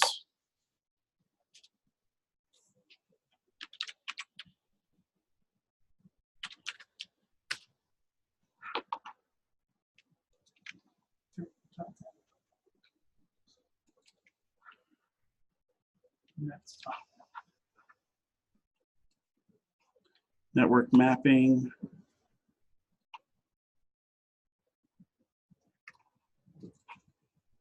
NetSpot site survey. So just know that there's some tools. If you get a chance, try and download one. Kind of, again, see where you are at home. See, do you have good coverage? Why is it that the bedroom does or doesn't have good access? Is it, you'll have to consider multiple stories as well as multiple rooms, and don't forget there's all the other interference issues. Figure out what your house is made out of at different spots. Correct. And at work, we worry about copy machines, fluorescent lighting, elevators, microwaves, refrigerators, anything that can emit some sort of a electromagnetic or an EMG, EMP, not an EMP, but some sort of a signal that can affect and deter that. So. Because it's I don't know what you're talking about, the EMF, something like that, because it affects it also helps create collision, right? Yep. Collision? Okay. Yep. So one of the things that these tools, they help us with the initial install, but I would also consider them an optimization tool. We can use them to figure out how can we better optimize the signal. How do we know that there's a problem? Well, you run the mapper, you see that there's red spots, green spots in places where maybe you would or wouldn't suspect it. But normally, if you haven't done anything like that, it's going to be your users complain. Every time I'm on my phone and I'm in this room, the signal always drops and it's always reconnecting, or it always gets really slow. Like a lot of the problems and the hacks and the vulnerabilities that we see or detect, a lot of it, if we're not doing our typical proactive monitoring, it's the users telling us the reactive result. Hey, I keep dropping. Hey, I can't, how come it slows down? Well, guess where you need your extender. Correct. Or what time, it's at 9:30? Well, okay, everybody comes in at 9. We got 3,000 people that are logging in, checking their email. So at certain times, there's just just because we're told about it doesn't mean it's necessarily bad, right? When we set up our baseline, we can see that our processor is at 90% utilization, and maybe we didn't buy a machine that was strong enough. But if Charles were to go look at it, and in our Friday meeting, he goes, hey guys, I checked the server and it's at 91% utilization, we have a huge problem. And Josh could say, well, when we first installed it, we ran the baseline and it turns out that was at 90%. We've ordered new hardware or memory or whatever it is. So yeah, even though it's a high percentage, it's still expected. So we have to kind of separate the expected from the unexpected, and then the proactive and the reactive. Wouldn't you need to upgrade your equipment if you're already at 90-some% when you're first starting out and it's normal? Most likely. Because that would just mean that your equipment is barely being able to handle it. Correct. So, but it could be that maybe Brandon was talking about their Varonis, and they've had this test platform for a year. And now they have to go out and get a server. They're buying this new server. The product they're going real time now, and they have to have 3 servers. One has to have like 1.5 terabytes of space. Another one has to have 1 or 2 terabytes of space, and then another one has to have at least 250 gigs of space. Some of it's for the log file, some of it's for a buffer as far as looking at the different log files and pull it. The one that's like 1.5 gigs provides enough of a disk space buffer so that they could preload or load 1 year's worth of files, of log files, to go and detect different things that are going on. So for them, he's setting it up. He's got 3 virtual machines on 1 physical server, and 3 to 6 terabytes of disk space are needed for there. So if we don't set that up right ahead of time, then he's going to have to react and say, wait a minute, we got the wrong hardware. So yeah, absolutely. I would hope that if it's at 90% process or memory, my processor's at 70%, my hard disk is at a certain percentage, my network interface is also at a certain percentage, then yeah, we would do that ahead of time. But for them, maybe it's like, hey, we just grabbed this machine in the closet, let's just see if it works. But yeah, and as we learn more, we learn to monitor or at least check those things so that we can prevent problems later on. All right, so mobility, to me, this ties in directly with our wireless and mobile access. What would you say are the advantages or disadvantages of our mobile platform with, how would we compare this or include this with our wireless concepts that we talked about earlier? Who has mobile devices? We all do. Who has a laptop here with them that's plugged in and turned on? Okay, Josh, you'll have them sometimes. You'll bring yours in. I don't think you. Is yours MacBook Pro, right? MacBook. I got a MacBook, and I had to take my parents over to HP. I think. And if you see, That's a BMW in terms of computers. and if you see Brandon, he'll bring his in because he's monitoring the Western States network. Garrett, I don't think does. So right now, if we have 6 people, half have laptops, the other half don't have them or bring them in. We all have mobile devices.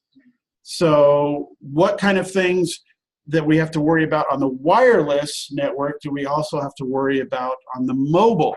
In other words, which problems are we going to encounter in both areas? Devices that are specifically set to company standard, because you can have the one where it's image exactly how your company wants it, and you can make this policy for your BYOD kind of deal. Okay. But it's still a vulnerability on those computers because they're still being used on the network outside the companies. Correct.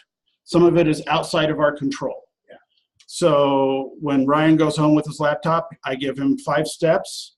If he's an executive, he ignores them and calls and says, hey, it's not working. Did you read the steps? Well, no, I want you to come fix them. Or, yes, I read the steps and I still have a problem. Yes.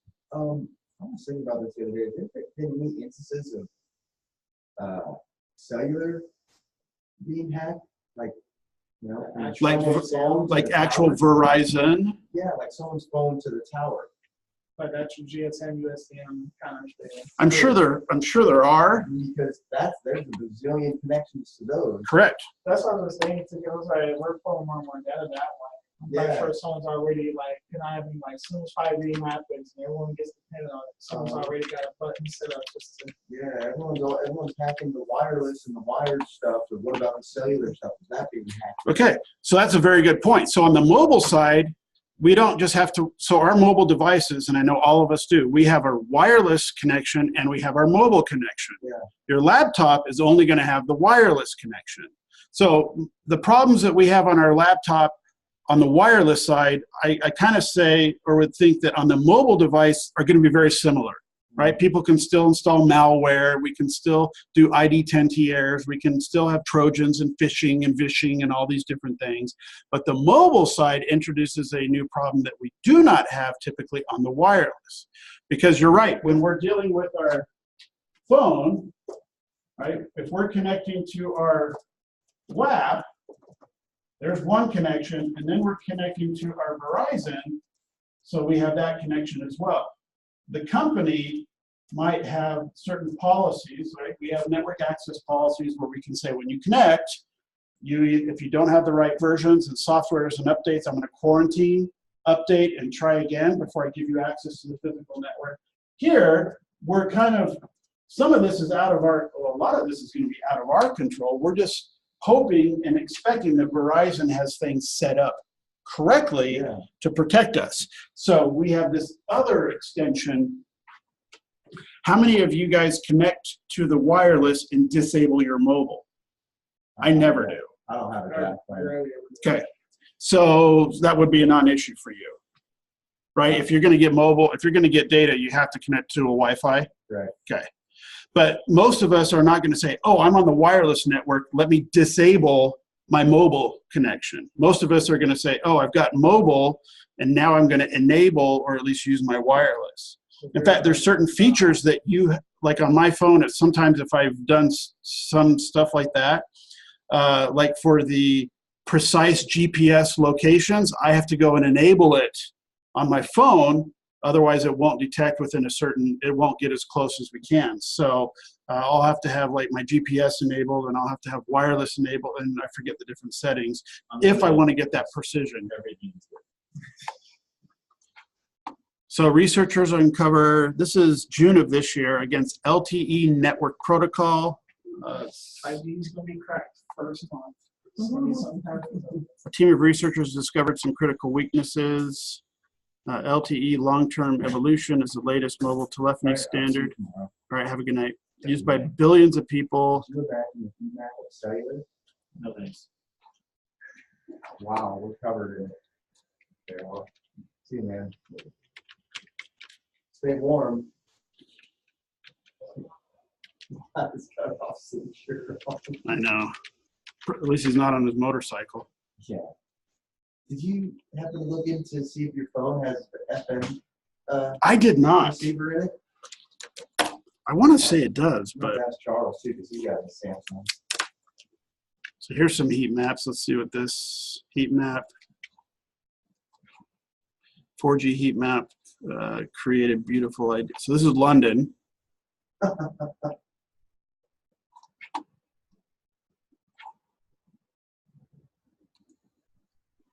This is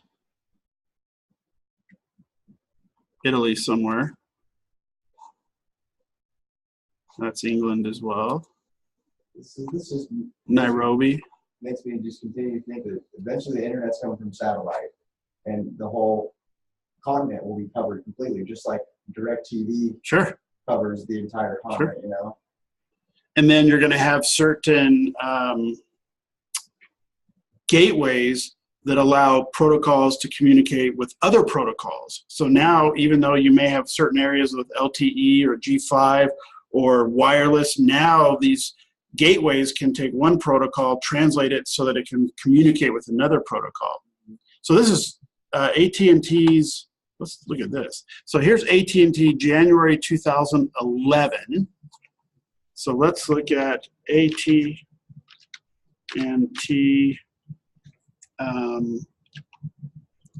coverage map 2018. Wow. 11. Well, doesn't say year, but yeah, there's a significant. So we're looking at what, 7 years? And notice here they don't even have the LTE. Whereas here we've got voice, additional coverage. So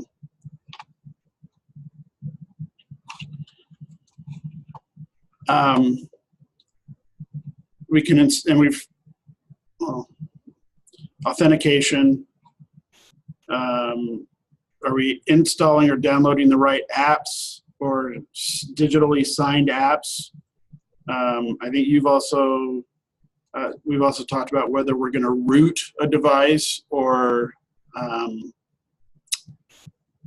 jailbreak to allow certain things.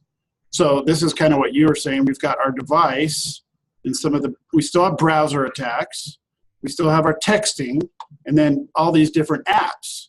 So when we install third-party apps or apps that are configured incorrectly, that's where the device comes in, or the wireless network, or how are we getting out to the internet. So these are kind of the similar areas or questions you were just talking about.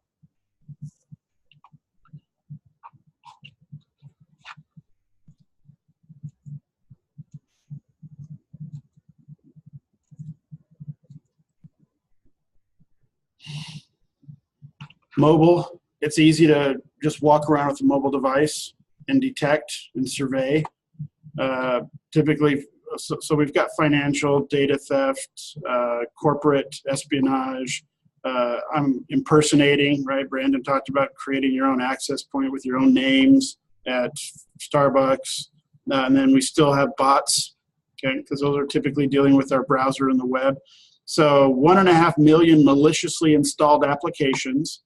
With my Verizon phone, I have a security tool installed through Verizon that anytime it downloads or installs a new application, it checks it for security parameters. And I can go through and set it to high, medium, or low security.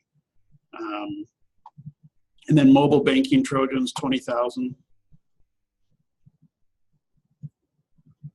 Audio, camera, call logs, locations, SMS, texting.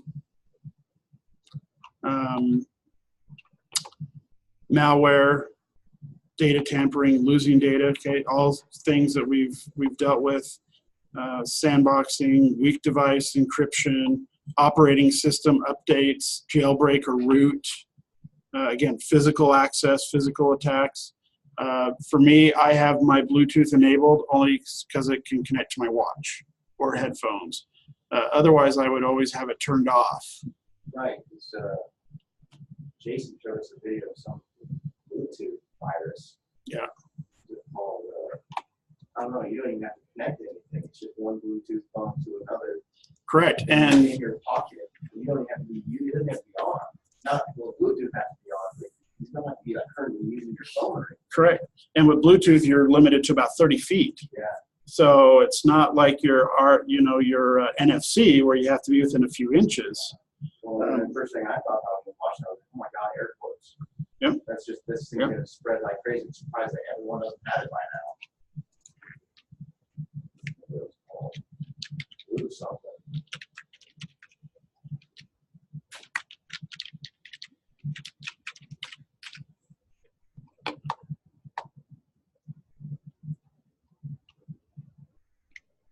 Blue driver. No, isn't that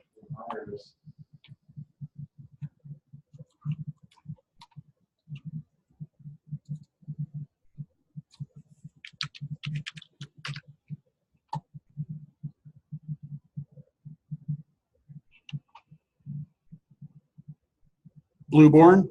I think so. Last year, Android, Windows, Linux. Allows a virus to leap from device to device.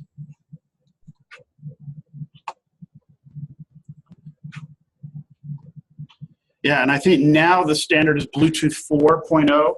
So as we update and get new versions, new standards, we're going to get more security, reduce some of those problems. But typically in the past, I always turn my Bluetooth off. Yeah, I do. Mine's on. But we can also have the two modes, right? So I can have where I'm looking for Bluetooth devices as well as I am emitting a Bluetooth device. So it's almost always one of those, just one of those two. I'm turned on looking for Bluetooth, other devices to connect to, like my watch, my headphones, my Siri speaker or Alexa speaker. And then I'm on the other end where I'm also the device projecting that I then scan and find. So we have those two, it's almost all into those two different areas.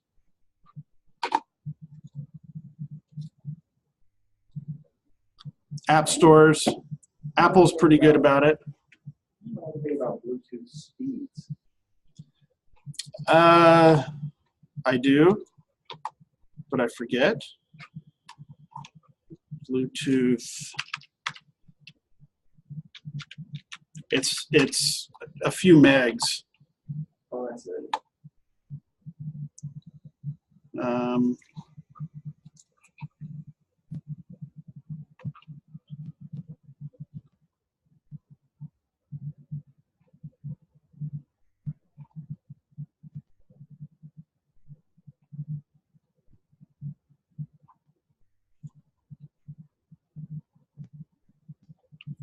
Charles, does your phone have an FM receiver? No, sadly, does it. One of my HTCs did. It did, huh? Like you could just tune into an FM radio Just station. as long as you got headphones, you just That's awesome. I don't think. I think a lot of the smartphones have one, but it's disabled for whatever reason. Like all of Apple stuff is a big push to get it to be enabled because of for natural disaster type things. It would You make don't have your cellular or whatever. Yeah, because that didn't make sense to me because there was a few times I was like, I kind of would have rather had us didn't have to like use data for anything because this was back before data became like linked very much. So yeah, my first Android, what was it, a HTC? I can't remember what model it was. It was like one of the earlier Androids when it was still just only the rear camera. But yeah, I had that. And then I got two Androids. I was like, yeah, it was like no more FM receivers. Yeah. Because like you said, for me, especially like if you're somewhere where you got rid of like radio, like have your radio be disconnected while you're out riding your bike. So I'm like, hey, just man. Exactly. Because that stuff reaches a lot further than the cellular or I guess the data is part of the stuff. Yeah. It looks like mine does. I listen to like Coast to Coast AM a lot of nights. Oh, really? I don't have a radio in my room, so I listen to it on my phone. I got to stream the whole time, you know, and I'm connected to the Wi-Fi, so it doesn't even matter. It's minuscule anyways. But I'd like to be able to use the FM receiver and not have it cut out sometimes and just stop. Oh, sure. And it's just a simple radio. The best things in life are free. Yes. It looks like it has it, but I'm not sure. How to label it or anything. Maybe it's in. I still haven't really like played with ROMs or anything because I heard with like if you write your own ROM on your phone, you kind of bypass like things like the carrier lock for for hotspots and all of that.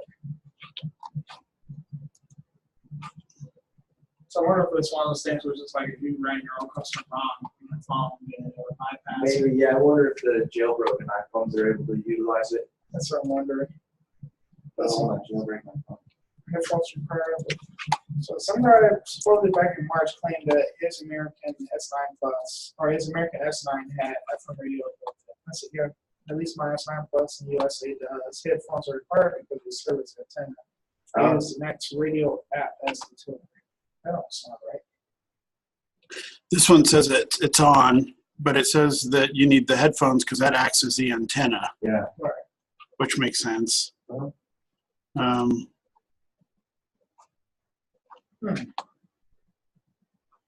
Or even just any sort of auxiliary cord plugged into it would work, like if it's plugged into the speakers. Sure. And if it kind of gives you the option. I bet it would.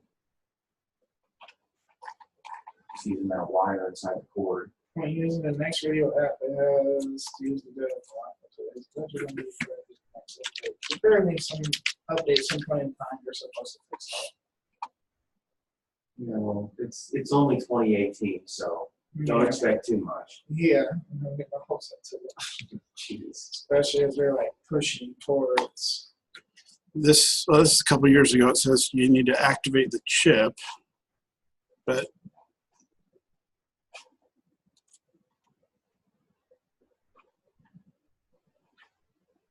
oh, and maybe it's if you have the application, like Next Radio. What's the one you use? I'm not really I don't know. So when you listen to the radio, what do you? So they have them disabled on the iPhones, and so when I listen to the radio, I have to go to their like website and stream it. Oh, okay. I guess I could get a little clock radio, put it on my nightstand. Yeah, this one. My phone for everything, damn it. The shows are missing any NAV FM API. So apparently it was just API issue. The June update, that's how you listen to radio on the phone. You do need to have our headphones put into the antenna to have it. That's up to the groups. You'll have to see how to specifically do it, but it looks like it's for sure. If you install an app, it'll do it. Wonder if it'll drain battery faster. I'm sure it does. Somewhat. Has to. Yeah, but you mean like if it's substantially? Yeah, I don't know. Because I can tell that if there's certain apps if I run, I mean I can tell the battery just. Yeah. And Hot. mine does too. Yeah, I hate it. I hate it how hot. What? How old is yours? I've got the SE, so it's outdated by like 4 years. Is that like the 5 SE? So the 5S and the SE are like the same thing pretty much. But it's that older style, right? Yeah. The Yeah, it's more smaller and everything. The screen's like black on the top and long. Yeah. That's what my daughter had. I like it because I can reach all the corners with Yeah. my thumb. Yeah. Not have to have 2 hands holding it. Yeah, I have that problem when I'm on the couch and I'm trying to. So they make these little. You guys seen these? It's like you slide your fingers in the back of the case, not into the case, but it's like this little nub thing. Mm-hmm. And it helps you hold the phone without having to grip it all the time. Oh, you're talking about like the little. You're not talking the Circular pop-ups, thing right? sticks to the back, I think. The pop-ups?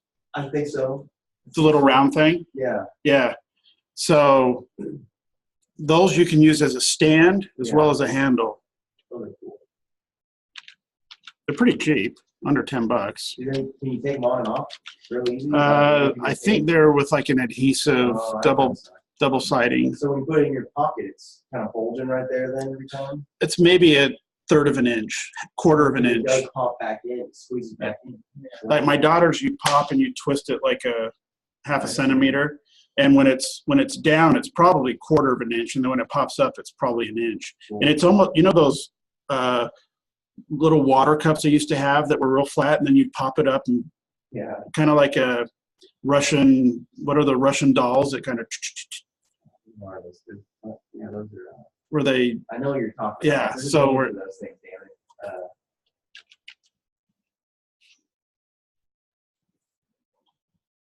Truly with 9%. pop sockets. Oh, they're just like $10, yeah.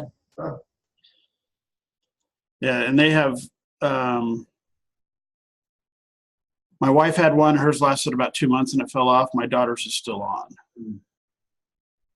And some of them you just pop, and others you have to kind of do a pop and twist. I might get one of those. Ooh, Target now, I can go look at it. I wonder how well it's shaped. My phone's like a leather. The case is. I'm looking for a fancier, some more slim case than this. I was trying to go without case, but it's just so slippery, like on the back. That Yeah. class, like finishing the back of And something. it just makes you feel like a bad parent or something. You know? Dude, it's gonna fall and scratch or something. Yeah. Yeah, it says it will not stick on some silicone, waterproof, or highly textured cases. Last back phone. Yeah. I wonder what that. Maybe someday when I upgrade and have to get a bigger phone, I'll look into those. See, and that's it, small. Oh, yeah, that's not bad at all. I know when I've held my daughter's phone with it on open, it's very nice. I guess I just waiting started and still want to see if I want to do that. Try that little docking station for the Galaxy so we can plug up your HMI, keyboard, like what Brandon was talking about. Yeah. I had a docking station with the first iPhone. I loved that thing. It was awesome. I had auxiliary port in the back, and it looked real nice next to on my dresser, you know. The little white one. The docking station. Mine was white. It was maybe Yeah. 2.5 inches by an inch and about a ½ inch tall, pretty solid. Yep. And then it had the little 30-pin. Yes, and auxiliary. On the Yep. back. Yeah. I still have that original iPhone. I'm hoping it's worth a lot of money someday. Could be. Watch the original iPhone become like a collector's item. This was back in the day. When we moved last spring or last March, so a year and a half ago, I found a box where there was like 18 different iPhone cases, like the old boxes where I got all the phones, and I ended up throwing most of them away. But I'm like, holy cow, I never knew I had so many phones. You know what Apple does great is their boxing and their presentation. The whole brand. Oh yeah. Yeah, it's all super nice, glossy, smooth feeling boxes and everything. You can tell if it's Apple. Paper, you undo the whole thing. It just feels like it's the first time anyone's ever touched it. Yeah. And you can tell if it's an Apple. Yeah. Yeah. For for me, it's when you do several Android, you're like, I got a download phone, and you open it, it's just like, here. Oh, what the 9 Plus is probably the fastest Android I've ever had because most of them, the HTC was really good. That was like $100 phone back in 2011, but everything else has been like dirt cheap, $200, $300 phone. So it's just like, you wanted a smartphone, here you go, you cheap estate. And then like, yeah, when she bought, because she got the 6S, I want to say, right, it was brand new because she dropped her 3 into the dishwater. Oh, that's sucks. So as she was like giving me a lot of crap because I'm a mechanic, and a lot of times my Androids get destroyed. So I just got the last one in Japan, and she's like giving me crap. And then like a week or two later, she's doing dishes. She picks up the phone and answers something in this way. And I was like, what was that? The water, you just heard the bloop and a ringing silence. And it was like, that didn't sound good. She just gives me this $500 food. Yeah, you can definitely tell with an Apple brand in the boxing, the different products. There's your watch. I want one of the watches, but I can't buy it until I have a freaking camera on it. It just feels like such a waste because I want it to be used as, okay, I don't need my phone. I got my You just keep the phone in your pocket and do everything. You can use them as a remote right. snapshot, but not as an actual. Yeah. Carrying around 2 devices. I don't want to do that. And then I charge 2 devices. I want it to replace my phone. But it's no camera. And I need that for, you getting a car accident, a UFO in the sky or something. You need a camera. Yeah. You gotta have it. UFO supposedly spotted another UFO by Wright Patterson base in Ohio again. I'm on the Really? about it. There's been at least like 4 or 5 major sightings by multiple people in the Ohio region. It's for up and down, like it's UFO, but by that basis, the Air Force Material Command, so it's like where a lot of our stuff is approved for military usage. So the question has always been whether that was like an old model of something being tested. Yeah. Yeah. Well, you know what? We keep hearing. I always hear about the other countries. China's got this, Russia's got this now, but you don't hear what we're up to, really. We've learned. But when something happens, I guarantee we're going to pull out this super toy that we've been working on, and it'll silence everything going on in the world again. So one thing I haven't got feeling like I'll leave maintenance and all of a sudden condoms will start popping up. Where did the mobile phones come from? I've been working this for years. So this one here is a watch that has a camera, or the band has a camera. Oh, I've seen that. Yeah. that's kind of neat. I wonder how they do that. I just, yeah, I wonder how Dual they do camera. So when you see somebody walking around like this, it. Yeah. all right, I will, there's 2 labs. A lot of the rest of the mobile, again, is making sure your updates, Android, Apple, bring your own device, nothing really new. When you come tomorrow, if you get a chance, do the lab for 16, 17. Both of them take about 45 minutes or so. I would at least do the wireless one. That's going to be a pretty good one and much more pertinent. When you come tomorrow, I'll try to put a note on the door. Go ahead and start 16 lab if you don't get to it tonight. I did them both. I like them both today. They're nice. Were they? Mhm. I did them in the 9. But yeah, a lot of this class has a lot of much more pertinent labs than almost any of them, Yeah. except for the Microsoft, and it's going to be equal. And we'll let you go, and we'll see you tomorrow, 5:30 or so. The only part I hate about the lab is navigating to those stupid folders every time. And it's like, go to this folder and then install this application. It should already be installed on here for this. Come on. How many times do you have to learn how to install? I know. Geez, hit the next. I go, okay, done. Hit accept. Okay, done. Like at first I admired because I've never played with servers, and then after like your umpteenth time of doing it on 12 and 16, you're like, all right, so it's exactly like I'm Windows, so why am I excited about this game? But it's fun just to kind of do it with different things because it's like I would never thought about trying any pen testing anything on the Windows system. I thought you would strictly use a Mac or a Linux. Yeah. I like the lab when they tell me to go to Cali Linux. You go, oh, yay. You need to go work in the terminal a little bit. Yeah. Have you seen Deadpool 2? Not yet. I was saying the labs are probably just somebody lazily not wanting to do it, so they have you do it. So there's a scene, that's the lab. There's a scene in Deadpool 2 where Cable is trying to, Juggernaut is released, and so Deadpool's like, man, I need your help because you released him, you effing C, and he's like, well, why don't you go back in time and do it? And he goes, because I only have, and Cable's like, because I can only do it once to get here and once to get back. And Deadpool looks at the camera and goes, that sounds like lazy writing. So the people who wrote the script took the easy way out.